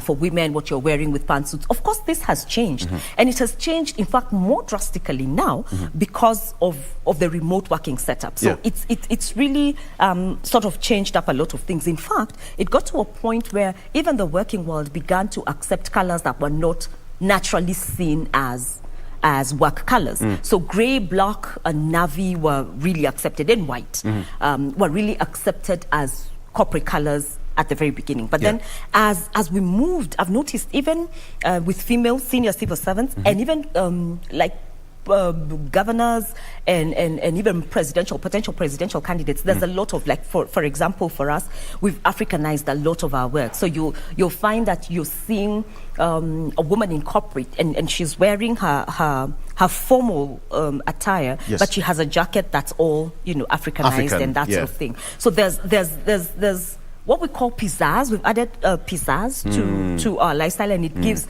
a sneak peek of who we are. So it still speaks to this, that color also kind of identifies us. And I think if you want to also see the resplendence of it, look at West Africans. The resplendence of color for them means so much. Identification is just so okay with them, because when you go to South Africa, they have got their attire. Absolutely. During campaigns, you see former presidents, the Zumas, the Mandelas, they have got their, traditional regalia, their attires. But then when it come about the choice of songs, in the last year's election in 2013, we had so many songs, we can remember all of them. And this time around, it has changed again. What does choice of song again signifies or represent, in this case, in a political field? Yes. I'd say it looks for example, like what... Atupangwingwi, that is in the public domain. We see Lero ni Lero, you see, running around last year, but the other election we had that lady, that song, remind me, director? Sikwema... Okay, I'll get that song. There was a song, yes, okay. So when you choose a particular song for your branding, how does it resonate with the audience? When you asked me that question, I think the first thing that came to mind was, it looks like what designers do when they are showing their collections. So we'll say, okay, the 2017 songs were the spring collection, and this is sort of a new collection. So winter. Within that period, of course, there has also been, and you actually raise such a pertinent point, because I think then what happens is that we can also get a sneak peek into the growth of art. And cultural acceptance. Are we becoming more liberal in the things that we share? You can use that even as a case study to show how our communication has evolved when you look at our exposure to social media. I think it really just has to do with what is in season right now.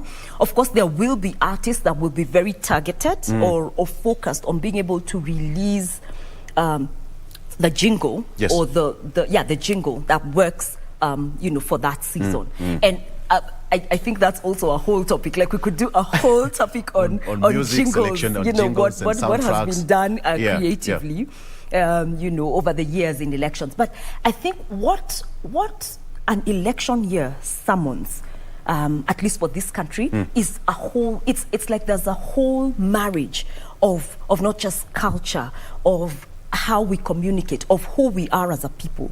If you observe it and read it well, you can make a case for how we are as a people. Are the politicians mastering this art? Yeah. They are experts at it. They are experts at it. They really, really study patterns, probably more than we all do. You have people sitting down studying patterns. It looks very random. I don't think it is. It's planned. Yeah, it's planned. Both at the physical level and also, I mean, at a different level. It's really very well planned out. Wango, allow me to ask you this question. You walk in a room, packed, and you're told, next on stage we have got Victor Lowe, There is that aspect of stage fright. Whether you're used to or not, first of all, you have to take a deep breath in and out. All people, everyone who's practiced public speaking will know that you must have that deep breath behind the scenes.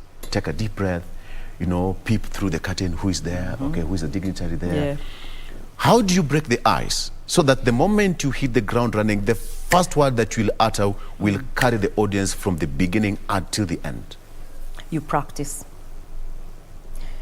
When you are speaking to people, I said, when you're asked to give a presentation, whether it be a presentation to your colleagues, to the board, at the political level, you practice.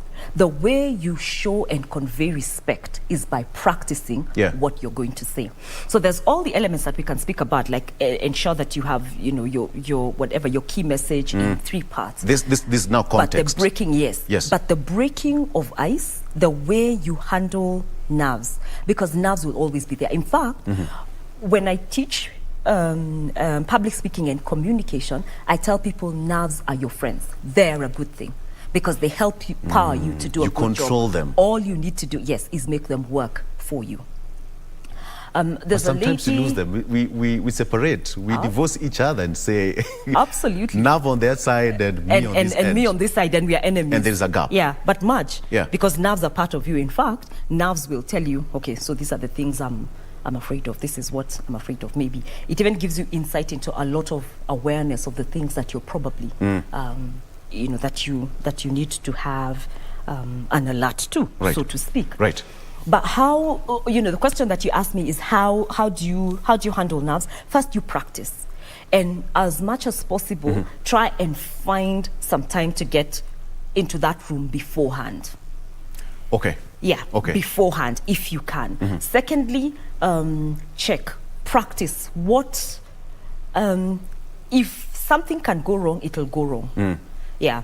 If a presentation, that's when laptops crash. That's when power goes off. That's when your flash disk. You know the way you have the presentation. Yes, on a flash disk and on the projector. On the, just decided to. That is when those things happen. So practice it. And if you actually want to even be better at it, try and do your presentation without the presentation. Try and do your presentation. Practice it so well, yes, that if you were probably traveling to another country and your presentation equipment got stuck somewhere, you would still be able to do your But that needs a lot of professionalism and preparedness, the way you put it, because imagine I'm invited to speak at a rally, and when I go there, I'm told today you're going to get a particular group of people supporting this particular side of the political divide. And then when you get there, you get a completely different picture.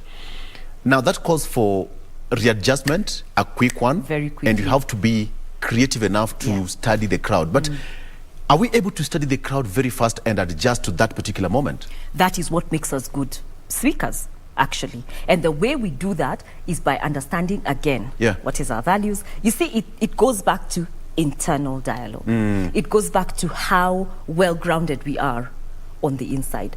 When look at internal dialogue the way you would look at the foundation of a house. Yes. Without it, it doesn't matter how everything looks. It's shaky. It's shaky. It doesn't matter how high you go. It's still shaky. I'm telling you, Victor, if there is a case that we can put up for just being able, the way you're telling me how to have difficult conversations, how to have unexpected conversations. Like, for example, you've gone into a rally, people are booing, how do you calm a crowd? And there are people who can work a crowd, like that. If you look at it, it stems from understanding their internal dialogue. The internal dialogue is, I would say, from what I've practiced over the years, the foundation of the way you handle yourself even before you talk to person matters a lot. Absolutely. When you talk of personal branding, let's go back to what happened on Sunday and the choice of soundtrack, the choice of the jingles, the song, the lighting sets the pace and the mood for that particular occasion. But some people say, and suffice to say, that with what Honorable Musalia Mudavadi was saying, they were two different people. What do you make of that? Because when you say tusidanganyane, and the Honorable Musalia Mudavadi in this case is somebody who we know is charismatic, who is composed, authoritative, presidential, but when the speech was completely not like him, and some people out there say that that was not him. All right? What do you make of that? How do you sound authentic in your speech? You can, by the way, you can spin this two ways. One, you can spin it that he was coached. He was really well coached to speak the way he was. Okay. That's one way that you can spin it. Mm-hmm. The other way that you can spin it is that, you know what, he's matured politically. And so the person that you have known before is now different because he's going for a different, level in office. Mm-hmm. Let me tell you, there is no right or even wrong opinion in this, because there's people who feel a certain way about it. Yes. I think to be able to come up with an accurate interpretation of this, you need to study Musalia Mudavadi's public life from the very beginning. Look at his growth. Look at where he's been, because it's very easy to focus on when he was finance minister, or when he was this and that. You not get it. Study him. Study his public life over a period of time. The way he handles himself. And then when you study it, you will be able to have an accurate opinion of what happened on Sunday. So the choice, the way you're saying, the choice of the sound, the sights and sounds, but also the choice of speakers. The people that were selected to speak, the choice of dress, the choice of who was sort of leading the event, the lineup of speakers. Yes. There's so much that you can infer from that. But I'd say to get an accurate picture, study his public life, and not just him. Study Honorable Ruto's public life and study what he did. Study President Kenyatta's public life and look at how he's speaking in public is. One of the things that to talk about Kenyatta in this sense is the thing that you catch with him fast, which makes public speaking very easy for him, is that he's very people mean much to him. He's a people person. Exactly. And so because that is who he is, when he gets on stage, it comes forth very easily. Yeah. So because as you study patterns of people in public life, which is appropriate.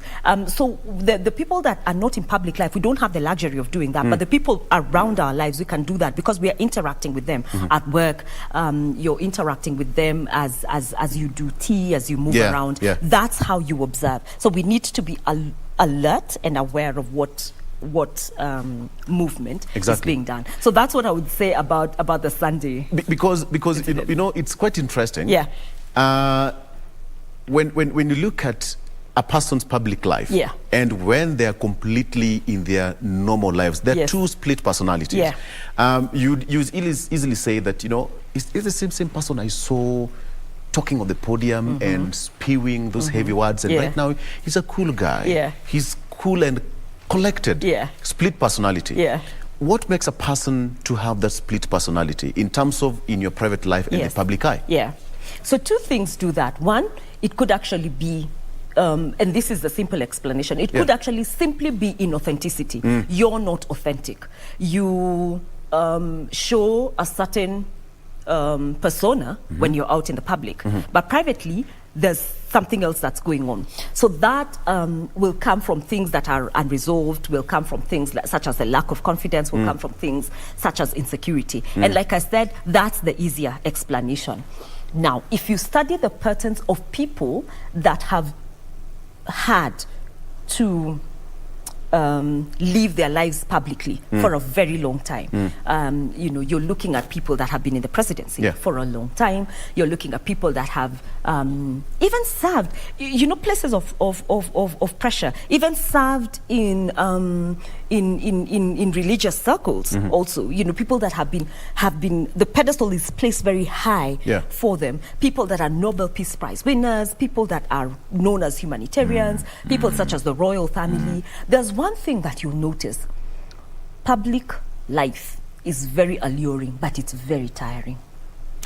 I talked to some of my friends who were vying for political seats, and they say, you know what, Victor? This thing is emotionally draining. It is emotionally draining, and that is a gross understatement. It is draining. And so it feels that when you are out in public, you need to have a certain outfit that you wear so that you can cope with that kind of world. But then as you step out of it, you need to then get back into what is a safe space, which is who you really are. Even people at very high, level corporate jobs will have that. You will have, there's this expectation from the people, from your audience around you. But then in your private life, you also have an audience. And this audience in your private life ideally should be the most important. So this is your family. These are the people that you care about. These are the people that sort of feed you so that you're able to stand in public. And so this is protected space. So there's those are the two reasons I would actually share with you. One could be the inauthenticity. I need to put in this space because I can't afford people to know who I really am. I'm struggling with confidence. I'm insecure. I probably don't feel very, very experienced. And that can be handled. That is easily handled with coaching, with things such as therapy. It's very easily handled. But the one where you're continuously living a public life. That's we're just started. You know what? When you talk of split personality, it reminds me of one gentleman called Raul. Raul's veil of ignorance, where you put on a veil, and then when you lift it off, you realize that it's not the same person. Perhaps what happened during weddings. Unaambiwa, hebu fungua kama ni yeye. Uhakikishe. Exactly. All right, let's take a break before I remove my veil to just know who I am in here. We are coming back to discuss this. We're talking about context. When we come back, we're talking about the dressing for an occasion and perhaps what we need to know more. And Wangoi is here to help us discuss that. We're taking a break. We'll be right back.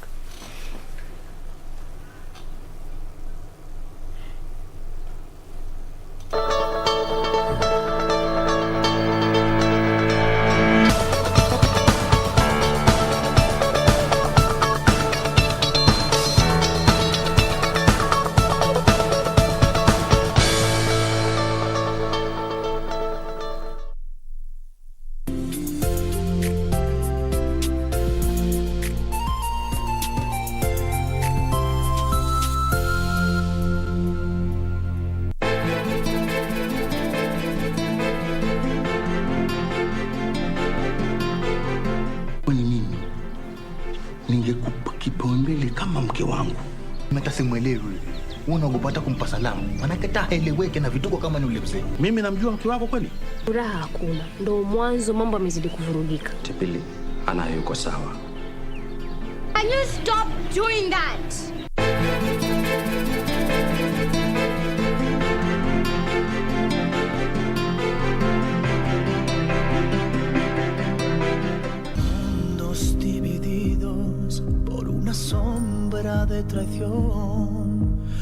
I don't doubt that Damian is capable of doing that. But then that is not something that we can prove actually happened. What you actually need to help you investigate this matter is a real lawyer. Well, I mean a good lawyer. And I'm not that person. He kind of said he's watching us and that he knows exactly where we live. If that man goes near you again, leave right away. Is that clear? My grandfather didn't want to sell that land, especially not to Damian Ferrer. He wanted to build a hospital. That was his dream. All you have to do is let yourself go and be loved. Hey, where are you going? Don't touch me! Let me go! No! Lying heart. Fue sembrando el veneno y la ambición. Sauti ya Kenya. Juu milimani na hata mabondeni, Radio Taifa inatamba kutamba. Sasa unaweza kupokea matangazo ya Radio Taifa loud and clear popote ulipo Western Kenya. Radio Taifa usisahau unaweza ukatupata kupitia ukiwa Busia, Siaya, Vihiga, Mumias, Yala na maeneo yaliyoko karibu. Radio Taifa inapatikana kwenye 104.5 FM, na ukiwa Bungoma, Kakamega, Kiminini, Kipkaren na viunga vyake, pata vipindi na burudani safi kupitia 92.3 FM. Radio Taifa, sauti ya Mkenya. We'll share the same room, yeah. Put your control, girl, I can fight this feeling. It feels so right. Champagne.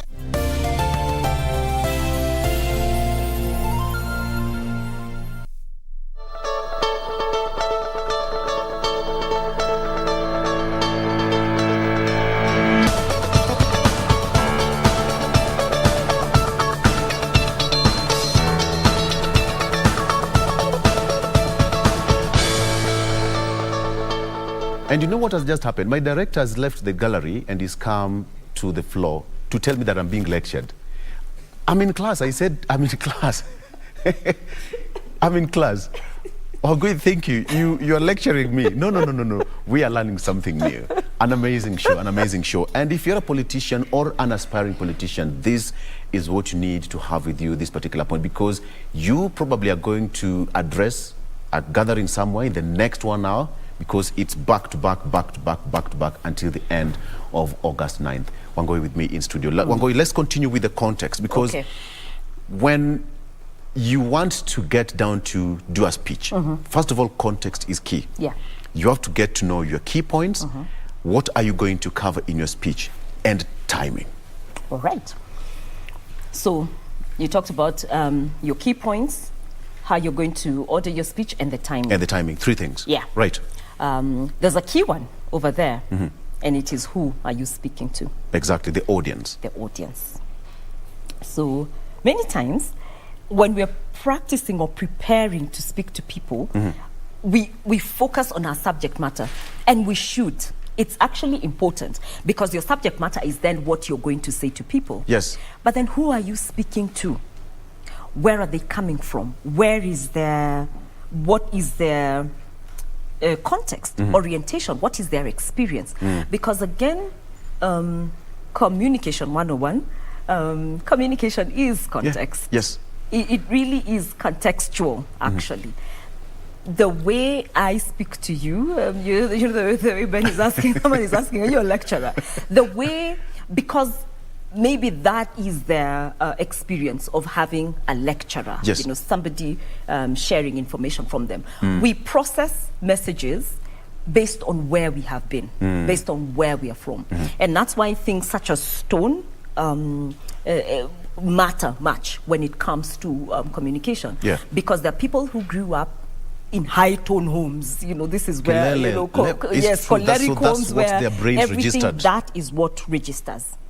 And the moment that registers, it means, either they will try and, if they're aware, they will try and break free from it. But if they get into a context where they are then yelled at, they're saying, I'm not taking this. Yeah. So they will not listen to the message. And there are those who grew up in very harmonious homes, so to speak. And that's how they process information. And what do we call them when they come into our workspaces? We call them slow.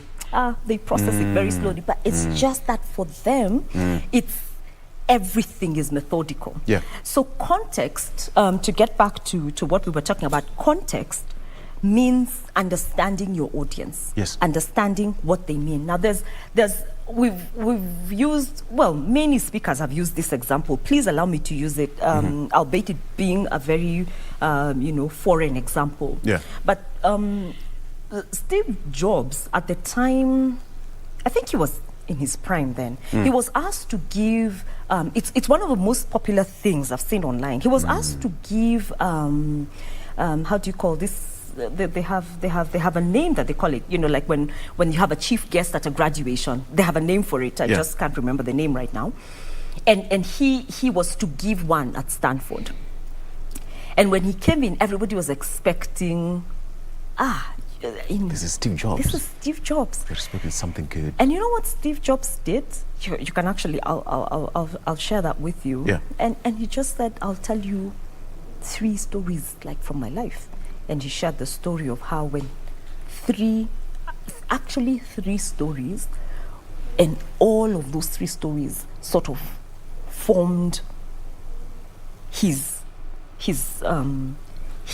forming or his success at Apple. But the conclusion of that speech was this: stay hungry, stay foolish, I think, something like that. Because they said it was something that he used to read when he was young. But why that speech was very successful was because he understood he was not speaking to investors, he was not speaking to his staff, he was not speaking to board members, he was speaking to fresh graduates who were full and expectant with hope about life. And he inspired them, as we say, well. He did inspire them really well when that works. So context is key. So let's start with context. Understand, who are you speaking to? So if you are, I've been observing, sort of a few candidates as they're going into their campaigns, and I'm particularly very interested in female contestants at either Senate level, women's rep, or gubernatorial.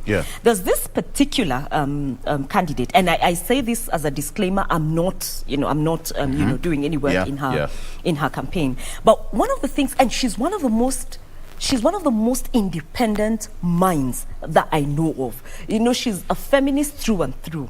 But I've been observing something about her gubernatorial, campaigns and how she's been running her campaigns. And there's something I have noticed about what she does. First, she has completely transformed how she dresses. So every single time she is on the campaign trail, because she is working with, she's meeting very many different groups of people. She's completely she's completely dressed up. Like her dresses have all of a sudden gotten to ankle length. Yes. And they are beautiful, very stylish dresses.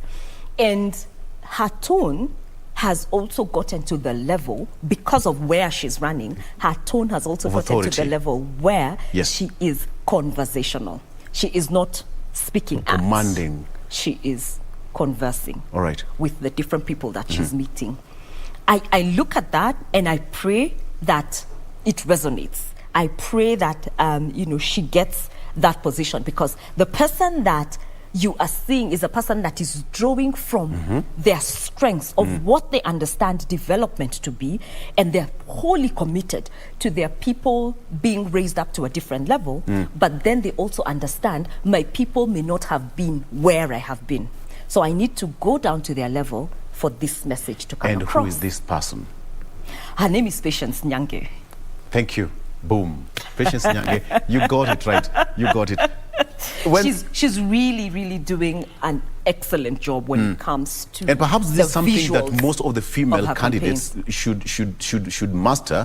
Because there's that perception about female candidates when they take it to the podium. There's a different picture that the audience paint about them.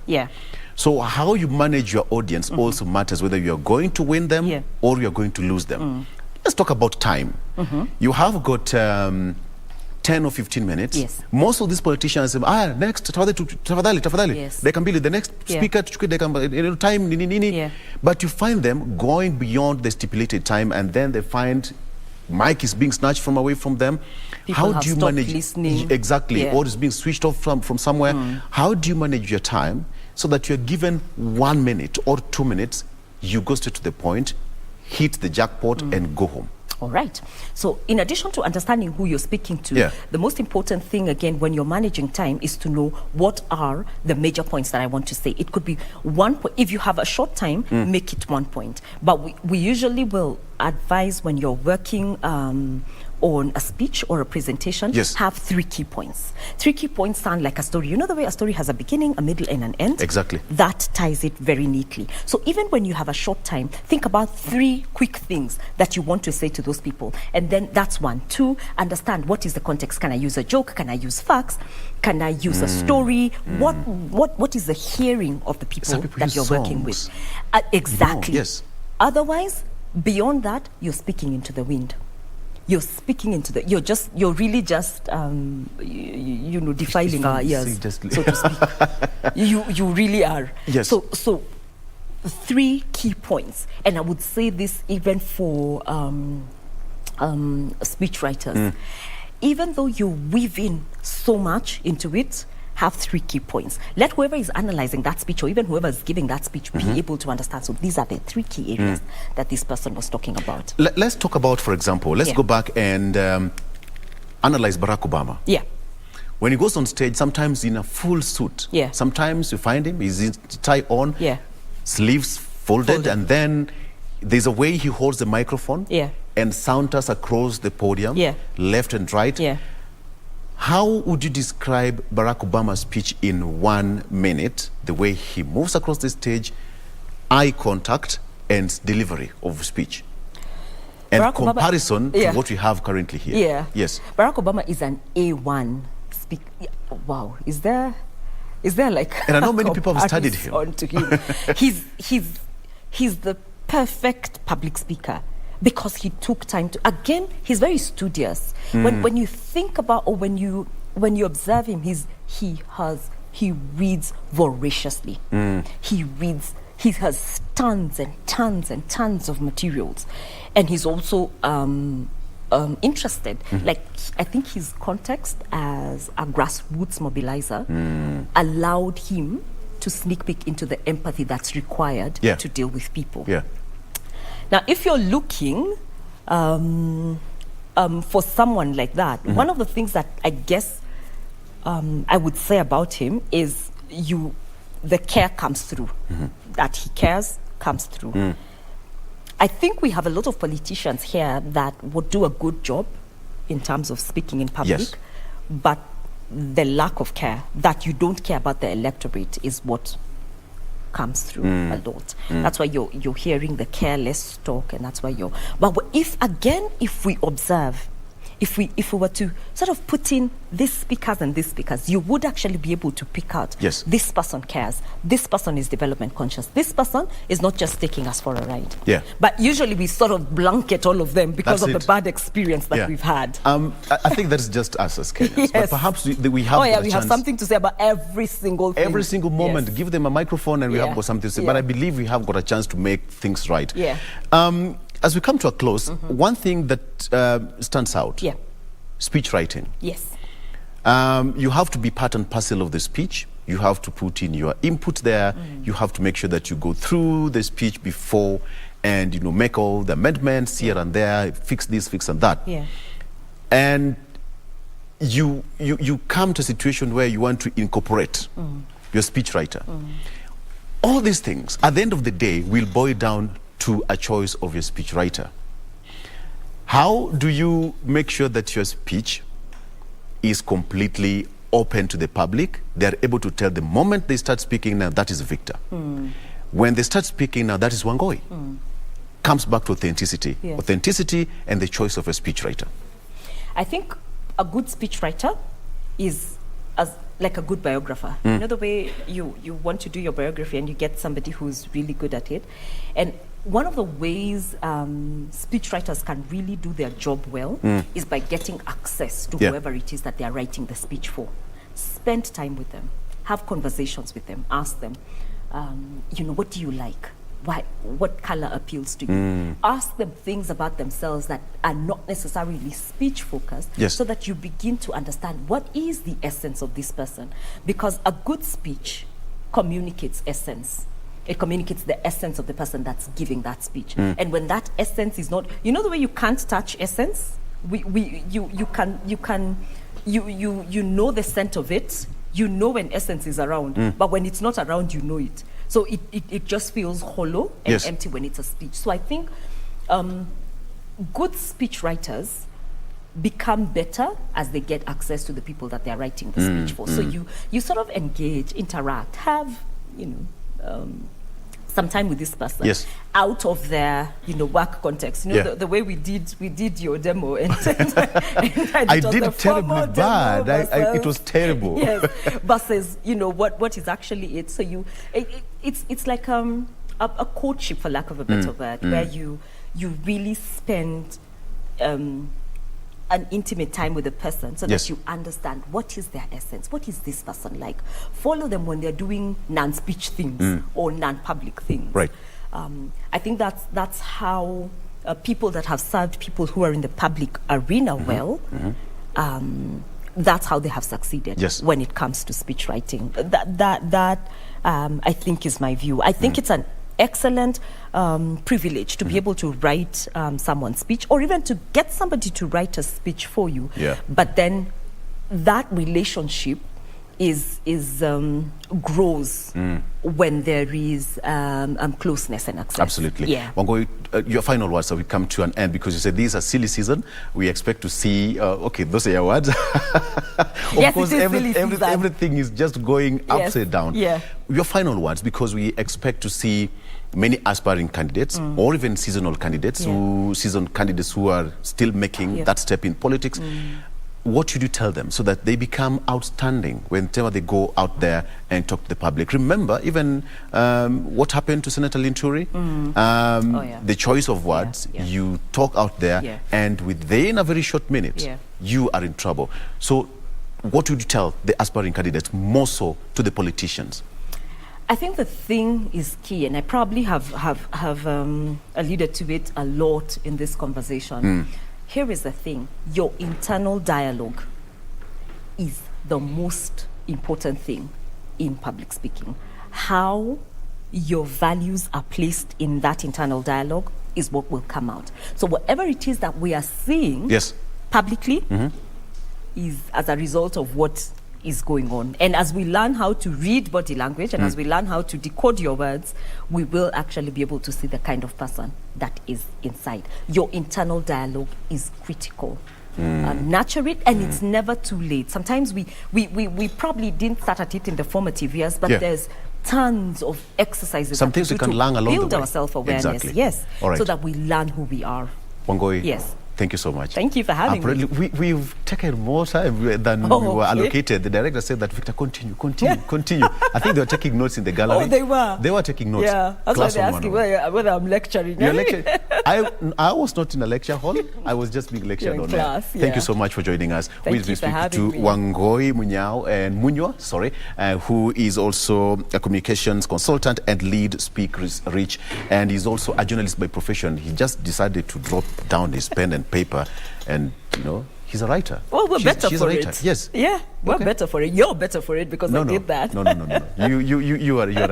You're a pioneer. Yeah. Thank you so much for joining us. Thank you for I hope having you me. learned something. And to the politicians, remember that what you say begins inside. It's about what is inside of you, and what you express there matters a lot to the people. We're taking a break. All right? We'll be right back. Class dismissed. Ding, ding. Thank you so much. Thank you for having me. Thank you for having All me. right. Thank you for having me. This was fun.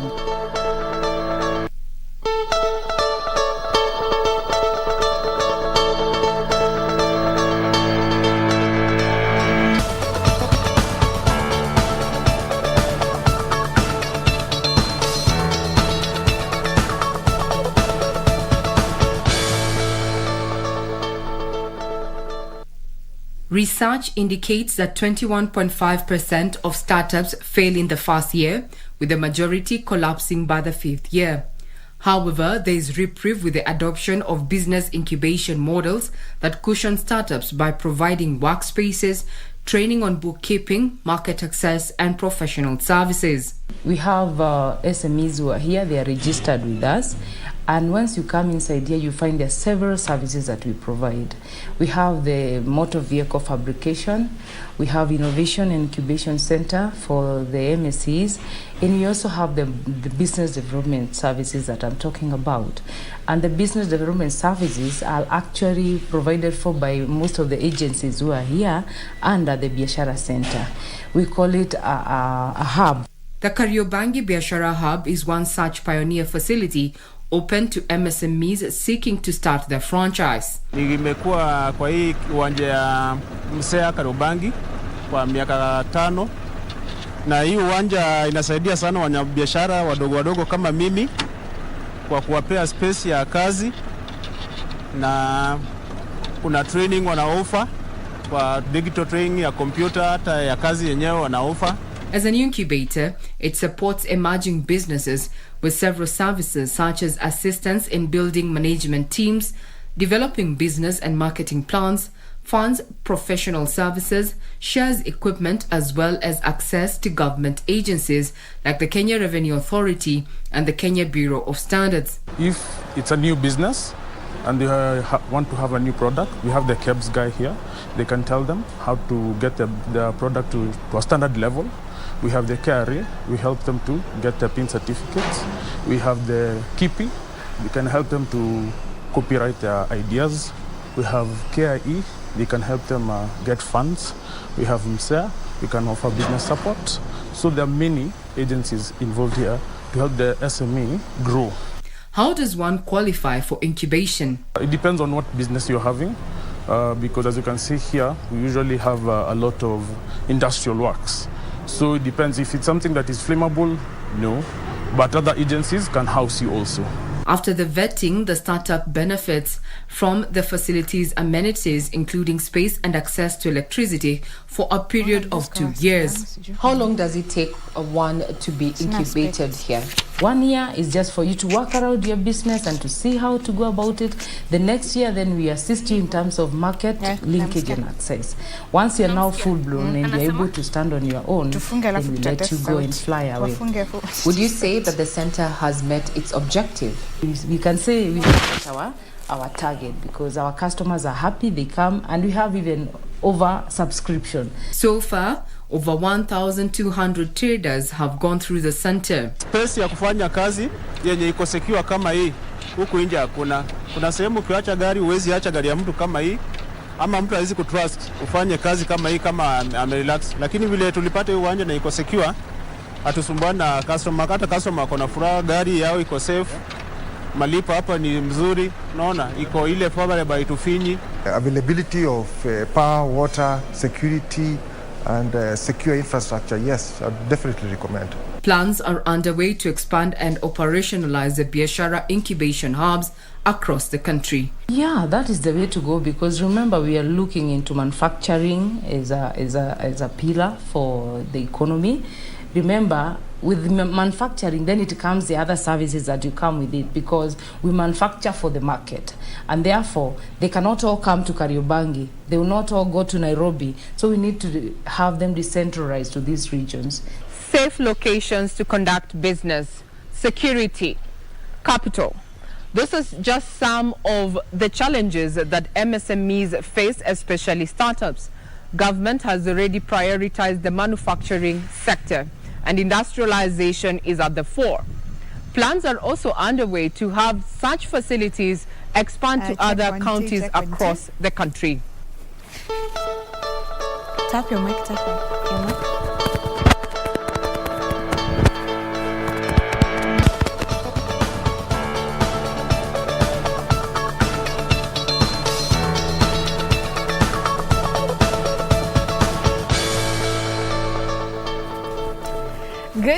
Good morning, welcome back. This is Good Morning Kenya, and the hashtag we're using is Good Morning Kenya at KBC Channel 1. You also join in the conversation, and we're about to have an interesting one. So if you're a business person, this is a good conversation for you. And we are joined by Mr. Bernard Muiru. Am I getting the name right? Yeah, that's right. Yeah, so who is in digital marketing and partnership manager at Africa 118. Karibu sana. Thank you so much for having me. And hi, our viewers. And my name is Bernard Muiru, as you have heard. And we are here for interesting conversation on matters digital. Sure. So let us start off by telling us what is Africa 118 about? Yeah, so Africa 118 is a digital marketing agency, and we offer 360 digital marketing services across different businesses categories, ranging from small and middle-sized companies, and we have been in existence for the last 9 years now. And we have presence in different markets, Kenya, first country, we have Uganda, we have Tanzania, we have Rwanda, we have Ethiopia, and so far so good. We have helped over 1 million SMEs so far get online and be able to push their brand awareness across different platforms. Yeah. Wow, that's some great stuff there. And there's something that I read on your website. It said having a digital presence today is as important as having a telephone number. Sure. So tell us about the importance of being in the digital space and about the landscape in Kenya, how we have embraced the digital space. Yeah, I think the first thing for any business that wants to get online, the first thing is just to make sure that they have a Google business profile, which we have under the partnership we have with Google, and we have been able to list over 1 million businesses so far, about 1.3, and this year we are aiming at get it to 1 million, another 1 million. That will make it 2.3 businesses that will bring online in terms of maps, or rather what we are calling Google Business Profile. Over and above, we have different other platforms that we leverage on, like Google ads, we have Facebook ads, we have Instagram ads, LinkedIn, and all other digital platforms. So I think the SMEs, or rather the entrepreneurs, have put much weight in terms of how they can be able to reach more customers and at the comfort of their seats. Because previously, in terms of the traditional media, the billboards and all that's not something that you can be able to account in terms of how many people have seen such billboards. But in digital, it's something that you can be able to get insight in terms of how many people have visited you, how many people have interacted with your businesses. And of course, you're able to measure the return on investment on daily basis and monthly basis. So it's something that has taken shape, and the future is digital. Okay, and clearly the future is digital, and people are moving to the digital space. Even the media is moving to the digital space. We have seen the other day Switch TV going online completely. And it's working. So what can you tell to someone who's a farmer and doesn't know about the digital space? So how do I get there? Why do I need it in the first place? Yeah, so the good thing with Africa 118 is that we have been able to train SMEs and all other businesses on how they can be able to take up the online platforms to grow their businesses. And we have done that across Africa. And it's a training that continues to grow in terms of numbers. And we always do this. Even recently at the Made in Kenya extravaganza that happened last week, Thursday and Friday, we were live there at KICC, just making steps on how we can be able to train these SMEs. And we have trained, I think, over 500,000 so far, businesses. And this is something that we continue to do. And it's also one of our core business vertical, training in digital marketing and how they can be able to get online. And over and above that, we are able to give a Google Business Profile, which we do for free on behalf of Google. So that's a starting point. And then now we can move on to other kind of platforms which are paid.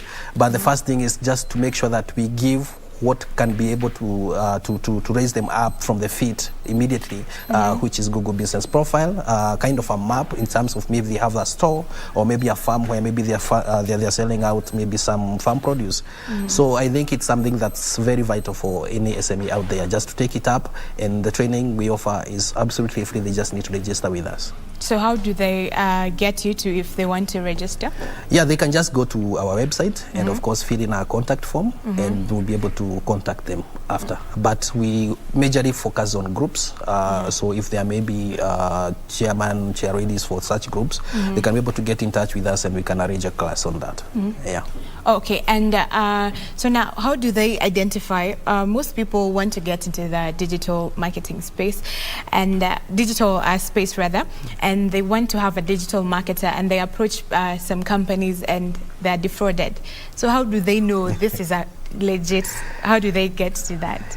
Yeah, so we have seen that when we have had such cases happening. But the good thing with us is that we are a trusted marketing agency. You look at the partnerships portfolio that we have. The first one is Google. We have been with them for the last 3-4 years. We have Safaricom, we have NORAD project that we are running with. Those are companies that have put trust in us. Having Google is something that we are proud of.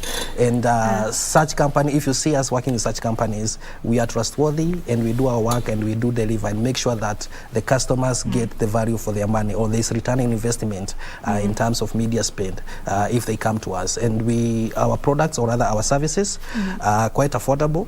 It's because we are SME passionate. We want to grow with them from scratch, and then we can grow together, and of course be able now to aim for a higher goal in terms of growth for the company over time. And we like having these SMEs stay with us for a long time, like 2, 3, 4 years, and that's what we are doing with NORAD. We are supporting SMEs for 3 years because we know marketing is consistency. You have to be there for 1 year, 2, 3 years for you to make an impact out there as a business. So what are the challenges facing SMEs? There are different challenges. Of course, we have seen what has happened last year with COVID. Business are just rising up recently. And the other thing is finances, in terms of how they can be able to pay their employees and also ensure the company is running in terms of operations. And of course, also getting skilled professionals to run their businesses. And that's why we bridge the gap in terms of marketing. There's a difference of having an internal marketing team and having an agency do that. In terms of an agency, there are different kind of minds that come together in terms of creativity, and they merge in terms of coming up with unique ideas on how they can be able to raise your brand. So skilled professionals, finances, and of course COVID that comes and goes, and also the support from the government. I know government has done enough in terms of supporting SMEs, and also what we are doing with other partners like NORAD, Google, who are trying just to support SMEs for free for the start, and then they can be able now to plug in their marketing budget maybe later in the future. So those are some of the challenges, but we as Africa 108, we are able to bridge that gap and be able to support them with free marketing and free setup of Google Business Profile and other platforms. Okay, and is there a challenge on SMEs in Africa getting to the global space, being identified, being able to trade and do their businesses and, in an international space?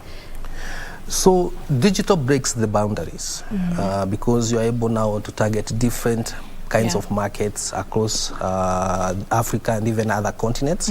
And that's the power of digital, and that's why that's the future. Because if you're selling your products, we have seen with e-commerce sites, you can be able to upload your products from here in Kenya, upload them on Amazon, upload them on eBay, and be able to sell from the comfort of your seat. So able to ship, and that's what is helping these SMEs and businesses be able now to trade internationally and even across borders. So we as Africa 118, that's our mandate, to help SMEs reach more customers online. So this is one, we can say that is one of the advantages of the digital space. What are some of the others advantages that are there that giving reasons why entrepreneurs should embrace this more, the digital marketing? Yeah, of course, that would be one. The other one is cost. Online space is quite cost effective in terms of marketing. You're able to control cost. You can be able to say this amount of money that I want to use per day, this amount of money that I want to use per month.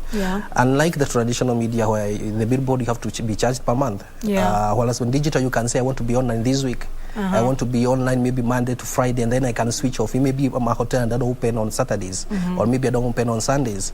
And then over and above that is in terms of languages. You're able to reach people on different languages because all these digital platforms, they support French, they support Spanish and all that, different languages. So you're able to reach a wider audience. The other thing is that you're able to target even per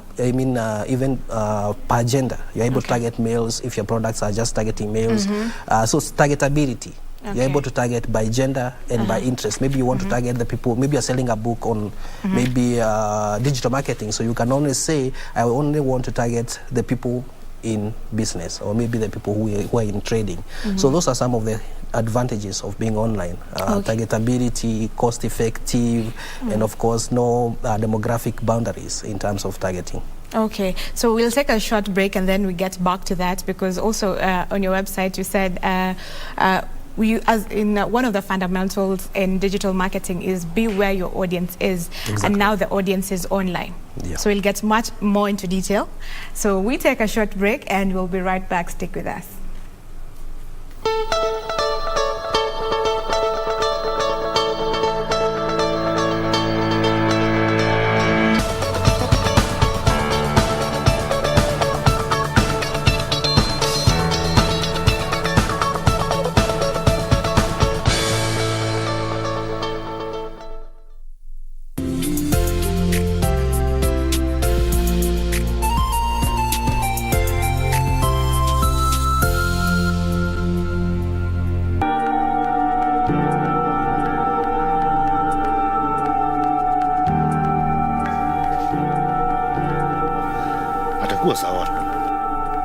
Wacha ujinga zako Jane. Wacha ujinga zako. Na si ni ukweli. Please don't mind her. Never.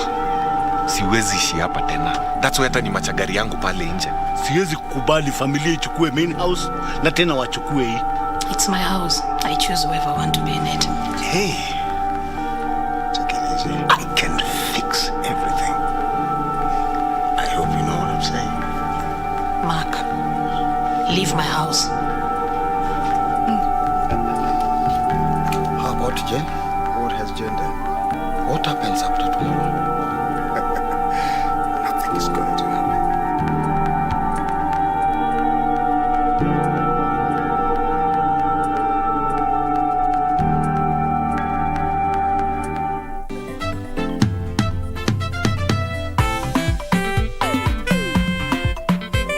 People like you are the one who are making me to do bad things. It is not giving up, eh? You know what? I cannot stand seeing my friend Atito sing again, once again. I have a heart, Puana.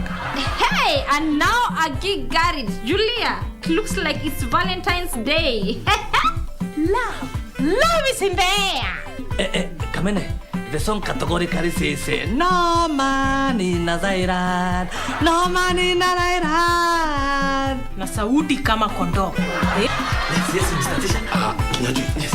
I've seen your teaching site, and I would really love to join. But this has to remain between you and Classmates, every Saturday on KBC.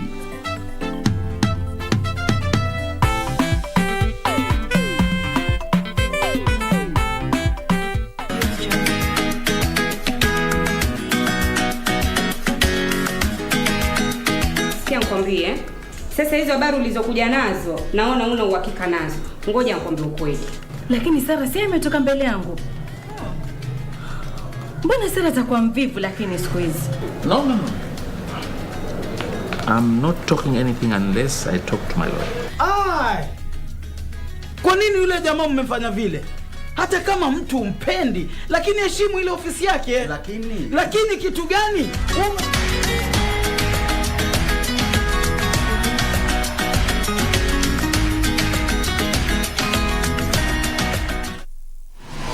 Log on to the KBC website at www.kbc.co.ke to get the latest breaking news, entertainment, sports, politics, lifestyle or business trends from Kenya and around the world. Never miss new episodes from your favorite TV shows, reruns and movies. Just stream online or watch live on your YouTube channel at KBC Channel 1 TV shows. For the day's biggest stories, trustworthy news and family entertainment, log on to KBC Channel 1. Watch what you want anytime, anywhere.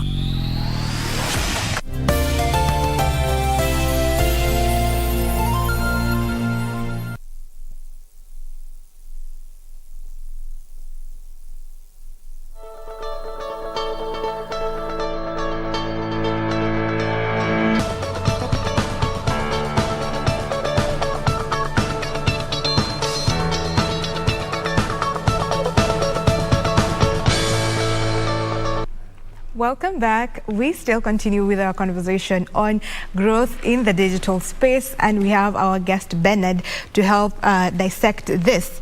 So before we went on break, I gave the statement. One of the fundamentals of digital marketing is be where your audience is, and with the current situation, our audience, that most audience for SMEs is online. How true is this statistic? Yeah, so there's a saying that put your money where the mouth is. And we agree on that, we as an agency, because one thing that's affecting SMEs is when they invest money in marketing in platforms that don't give value at the end of the day or at the end of the month. And what we begin with in terms of coming up with a strategy in terms of marketing, and being able to now to say this where you're going to start in terms of a launch, this where you're going to go in terms of sustenance for the campaign, and of course at the end of the month or at the end of the week, these are the reporting metrics, these are the KPIs that we are going to measure in terms of if your campaign the campaign was effective.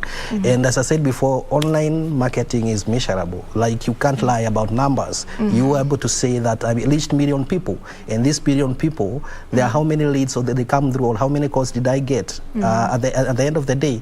So the future is online, and being able to capture or rather reach the right people, what we call meaningful connection. Because what we have seen nowadays is is businesses investing money but not getting the meaningful connection they want. Of course, we will report you 1,000 leads you got, maybe in terms of advertising as KBC, but how many converted as customers? That's the main question, All right, so talking about that, some people go online, but it's easier said than done. So you've talked about the strategies. So what are these strategies? Because some people are online, but it's not really working for them. So what are the strategies? So in terms of strategy, it narrows down to the kind of business that you're running. Are you targeting, is it B2B or is it B2C? So because all these platforms, they are also well versed, or they are good for a certain business. We all know LinkedIn is good for B2B, Google is good for B2B, Facebook is good for B2C, and Instagram as well, and the same with Twitter, which is kind of between 50-50 B2C, B2B. So what do you mean by B2B and B2C? There's business to business and business to customer. So is your business focusing on business to other businesses? Like for you, KBC, in terms of your own revenue generation, it's B2B. You're targeting business to come and advertise with you. Whereas there's another angle where now it's B2C, kind of a business that is focusing on the customer, an individual customer. So once you narrow that down, then you're able to say, since ours is B2B, then these are the channels to go with. Then if it's B2B, we are going with Google, we are going with LinkedIn, we are going with Twitter. That's where we're going to put our money. So as you said, it's easier said than done, and that has been happening because what businesses are doing, they don't have maybe an agency to talk to them first, develop a strategy, discuss the strategy, and then after that say, this amount of money that you need to put. Because kind of a small kind of a budget may not have that impact. And I usually tell businesses, if you're coming to us for 1 month, 2 months, you may not see that kind of impact. You need to be consistency. Like even you, before you do a bit of shopping, or maybe if you want to buy something and someone is maybe targeting you with the same ads, you're looking maybe for a phone. Before you say that I want this kind of a phone, you'll have seen like 3-4 ads. So they keep on repeating themselves for you now to go and of course convert as a customer. So you need to take time. You need to take time, patience, and agree this is the amount of money that's going to target 8 million people. You need data before. And that's what an agency is able to give. We're able to give you data in terms of the customers database that you want to target. Like let's say if you're a Pampers company, or maybe say you're dealing with diapers. So how many mothers do we have in Kenya? What is the growth? You need such data before you invest in such a marketing. So about data now, how maybe for someone who has not approached an agency yet, how do they get data that they need? The other angle of Africa 118 is that we are a data company, and we have this database that is categorized in terms of businesses. Maybe you want data in hospitals, you want data in schools. We have that kind of data that we have built over time, because we deal with SMEs and we have people on the ground that collect this data. So we are able now to make a meaningful kind of a strategy that makes sense, and we're able to tell you, for you to reach the 5,000 schools, if you're targeting schools, maybe you're selling uniforms, this amount of money that you need. Otherwise, people do invest blindly in marketing. At the end of the day, they don't see value, because you didn't even know how many people you want to reach, which region, and which kind of age group that you want to target. So bring us in on some of the digital marketing areas, something like the website, and take us through it. So as an agency, we have different platforms that we leverage on. The first one is Google. And under Google, we have different campaigns. We have the search, we have the display, we have the video, the one that's on the YouTube, and you have shopping ads. On Facebook, again, we have some different types of ads. We have Instagram, we have LinkedIn, and we have Twitter. All those are digital platforms that we are able to leverage in terms of marketing. But before then, an SME or rather any business that wants to advertise, they'll need different platforms to start them off. The first one is website, which we are offering. On the NORAD program, we have over 3,000 businesses that we are supporting for 3 years. And the first thing we give them is a website. Because for you to get online, you need a website that offers more information. The same way you did research for Africa 118. Yeah. Where you got that information on the website. So can we say the website is the starting point? Is a starting point. This is the basic. Exactly. And we are so good in that. We have a full department of top skills in terms of UI and UX designs. And we are able to come up with good portfolios for websites, ranging from different categories, the e-commerce websites, and of course static website, just to make sure that the other businesses are able to tell their story on those sites. Yeah. Okay, and what about the search engines, the SEO? Exactly, that's another thing. It's an opposite of the search engine marketing. The Google Ads, Google Ads is opposite of SEO. Okay. So promoting businesses on the online space and being able to rank them organically.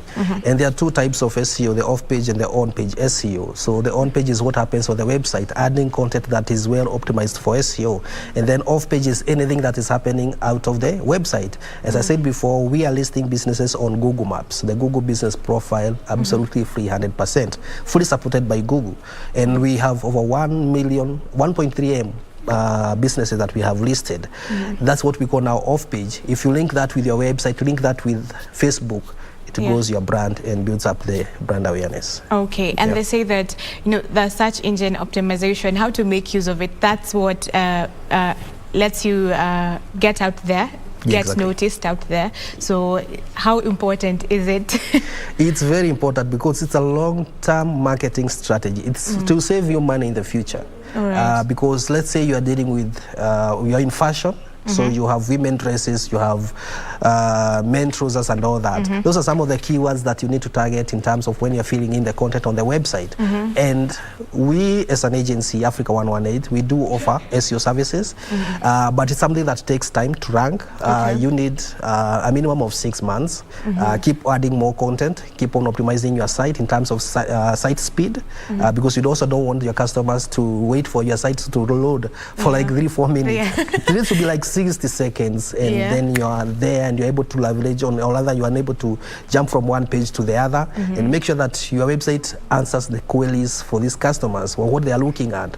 They don't need, there's something called conversion funnel. If I come to your website and for me to place an order, I have to do like 7-10 clicks, then your site is not well optimized. I should be able to enter your website and in 2, 3, 4 clicks, I'm able to buy what I want. I'm able to find the information that I need. Okay. Yeah. So now moving on to your partnerships, you've mentioned you've partnered with NORAD. I know you've also partnered with Google and some of our telcos like Safaricom. Tell us what you have been able to do with these partnerships. Yeah, so we have different partners and big brands that have trusted us with helping their SMEs and also working together because they're also supporting the SMEs, but they see it wise to work with Africa 118 because we have the database for that, and we are able to offer these services top notch because we are fully trained with 2022 marketing best practices. So to start with, we have Google. We have partnered with them in terms of digital skills for SMEs. Number 2, we are doing Google Ads for new customers as well as continuing customers. So we're able to set them up on Google Ads. And then there is Google Business Profile. I was telling you about 1.3 million businesses that have come to us through that kind of project. So those are the 3 projects that we are working together on the Google partnership. We have the NORAD, what we call in Norwegian Agency for Development, that are supporting 3,000 businesses. So on that front, we are supporting them with a website, Google Business Profile, kind of a marketing for about 3 years. And then we have Safaricom as well. We have some 2 agents that are sitting with Safaricom call center, where you're able to give them a call and get any information that you need. Because as I said before, we are a data company. So if you want maybe to speak to someone at KBC, you can be able to call kind of a code at Safaricom and you'll be provided with who that you want to speak with at a particular company. And of course, many others. We have a partnership with MTN in Nigeria. We are supporting over 200 SMEs. We have Standard Bank in South Africa. We are supporting 1,000 SMEs on Google Ads, and so many that keeps on coming up. And the way to go, or rather the agencies to go and meet and be able to run with that project is always Africa 118. Okay, and you'll get to tell us about how the growth has been since you've started doing this project and supporting the businesses through your partnerships. But before that, tell us about your partnership with Google. We know there's Google Digital Skills. So just to diverse a bit from SMEs, how is this helping youths? Because I know it's free. And why should youths tap into this to get to have digital skills? Yes, so it's a partnership that started 3-4 years ago. And we started from, of course, the Google Digital Skills, where we train SMEs, we do train youths, campus students as well, on how they can be able to leverage the Google platforms. The Google platforms are so many, actually. There are so many. We have the G Suite, we have YouTube, we have the Google search engine, and of course we have the skill side where they have free courses and all that, and that's what we do just to make sure that we train businesses and individuals on how they can be able to leverage on those products. And so far so good, because one thing is that once you have been able to be trusted with such a global brand, one is operational excellence internally, and of course skill set for the professions that are doing that. I myself, I head the Google Ads project, and I've seen over 2,500 SMEs come on board, and those are all happy customers in terms of how we are helping them get online and be able to reach a certain kind of target audience. So that has come through well, and we are always on the go in terms of trainings, in terms of helping businesses come online on different platforms. And the Google Business Profile is absolutely free. We are paid by Google to do that. In terms of training as well, we are also offering free training. Exactly, free training. And the only thing that, of course, the customer puts in money is on the advertising space, which, of course, we have also something called promo code, a match spend. So we tell a customer you're going to spend 300 USD, we are going to give you 300 USD, or maybe you are going to spend 50 USD, which is around 5,000, and then we're going to give you an additional 5,000. Okay. So that's the only cost on the marketing side that you're going to pay. But on the other side of other projects like trainings and Google Business Profile listing, they are absolutely free. And over and above that, there's something called a free one-pager for the SMEs that don't have a website. We are able to create a free one-pager website that has all the information and the contact information, and that can help you start you off before you, at least you get some funds to put up a professional website. Okay, and why do we need to have digital skills even if you're not doing a business, if you don't have an SME or anything? You don't need to. You don't need to, because one, we are offering that as an agency. Number two, we are also training you. So you may not just have to, you don't wait for you to have the know-it-all kind of skills for you to start you off. You can start from somewhere. And the good thing with our marketing services is that once you come on board, we train you as well on the go. Because for us, we also want you to grow as an SME. So at some point, we're going to leave you now to run with it. So we make sure that we, as an agency, we also train you as a small business, which of course may be owned by an individual or two people, so that at the future, maybe after 6-7 months or 1 year, you're able to run with it. And we have seen biggest customers now doing it themselves, and they are doing it better, because during the reporting, you have to visit our office, you see how we do things.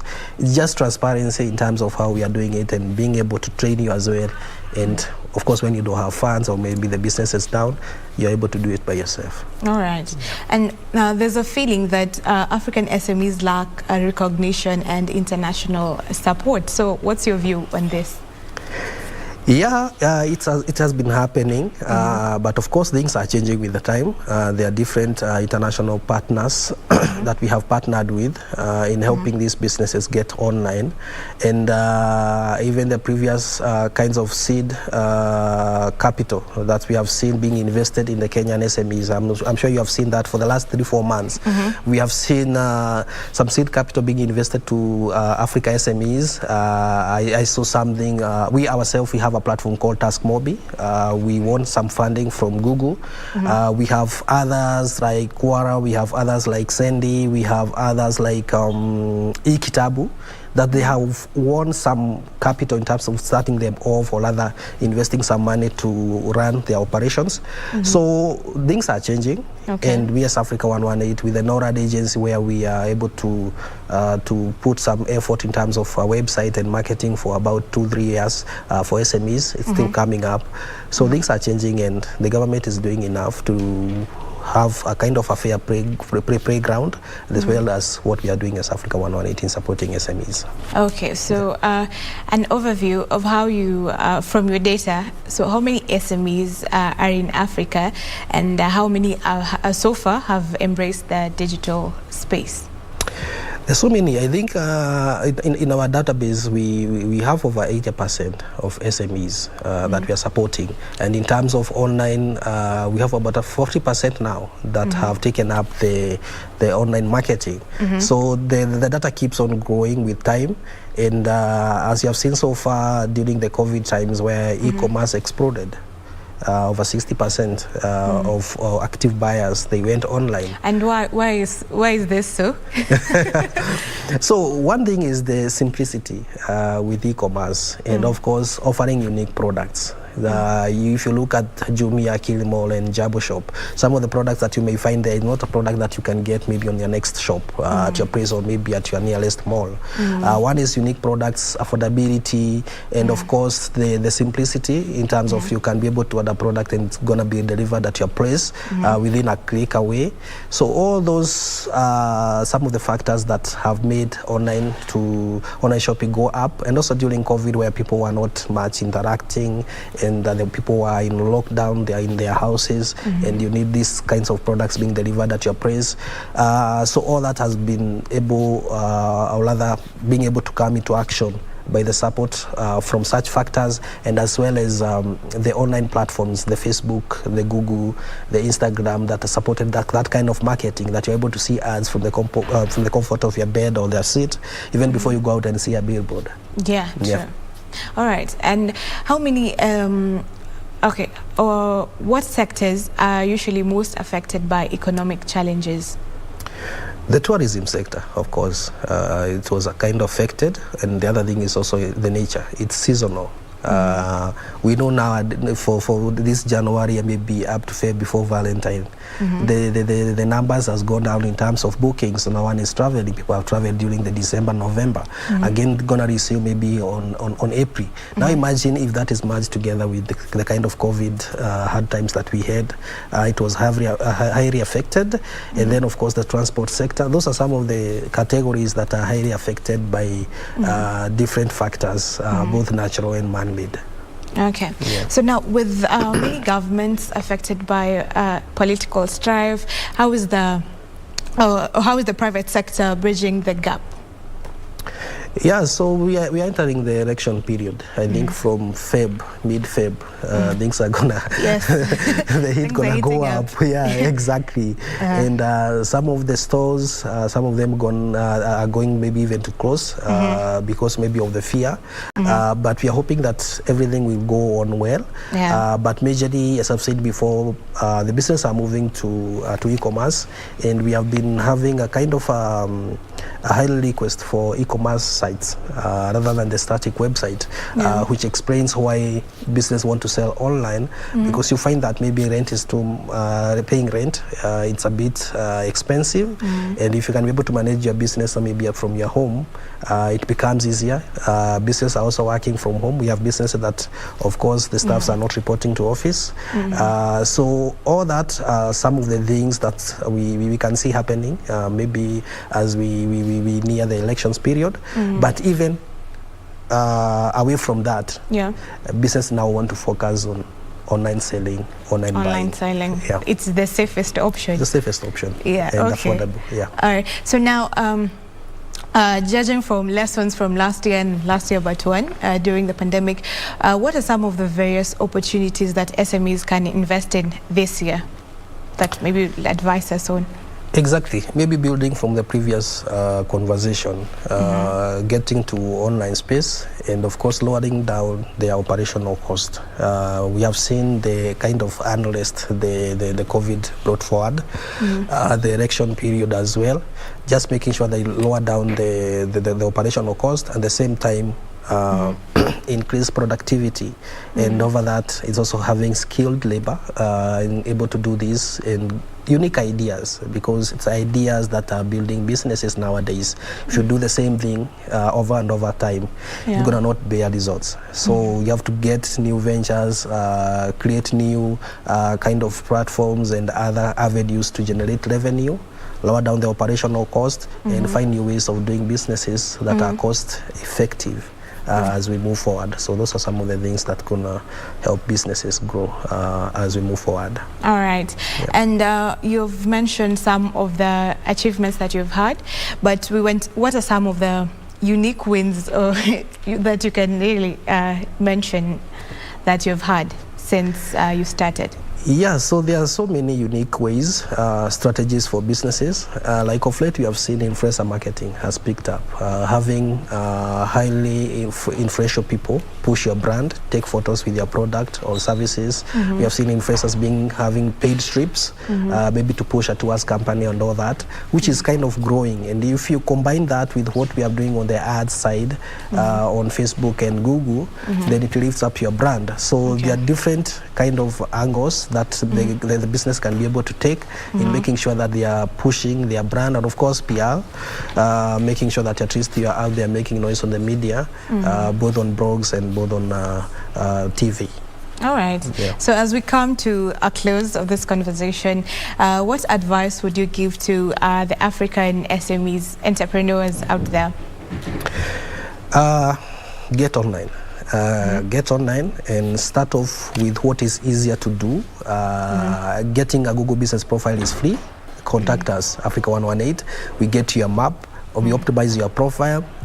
Get your platforms up there. Have an account on Google Ads, have an account on Facebook, Instagram, and all that, and push that content organically. You don't need any revenue to post organic posts and all that. You don't need any revenue. Start from that point and then grow as your business is growing. Then now you can start churning in some marketing budget slowly, and of course find new ways on how you can be able to narrow down your operational cost. And online is the future. Be there and make some noise.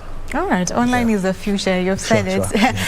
Where can people find you before we close? Yeah, so if you want maybe to visit our offices, we are at Rainbow Tower, Westlands along Mudithi Road, 6th floor. We are Africa 118.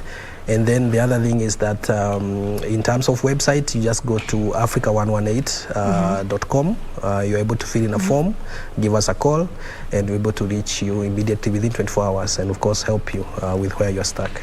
All right. Thank you. Thank you so much for your time and giving us such amazing insights. We have learned. We've come from another lesson with Victor, and now this one on the digital marketing. So we appreciate you. Thank you very much. Thank you. Well, we've come to the end of today's show. I hope you've taken some things. That was a conversation on growth in the digital space with Bernard Mweru from Africa 118. He is the digital marketing and partnership manager. So thank you for your time. Let's meet tomorrow. Enjoy the rest of your viewing. My name is Stephanie Ayeta.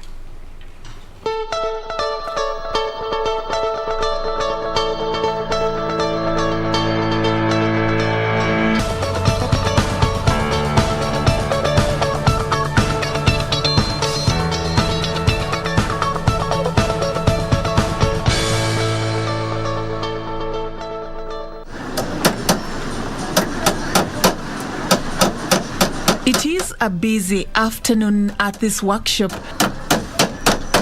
located off Spine Road in Kayole Estate in Nairobi. Men at work.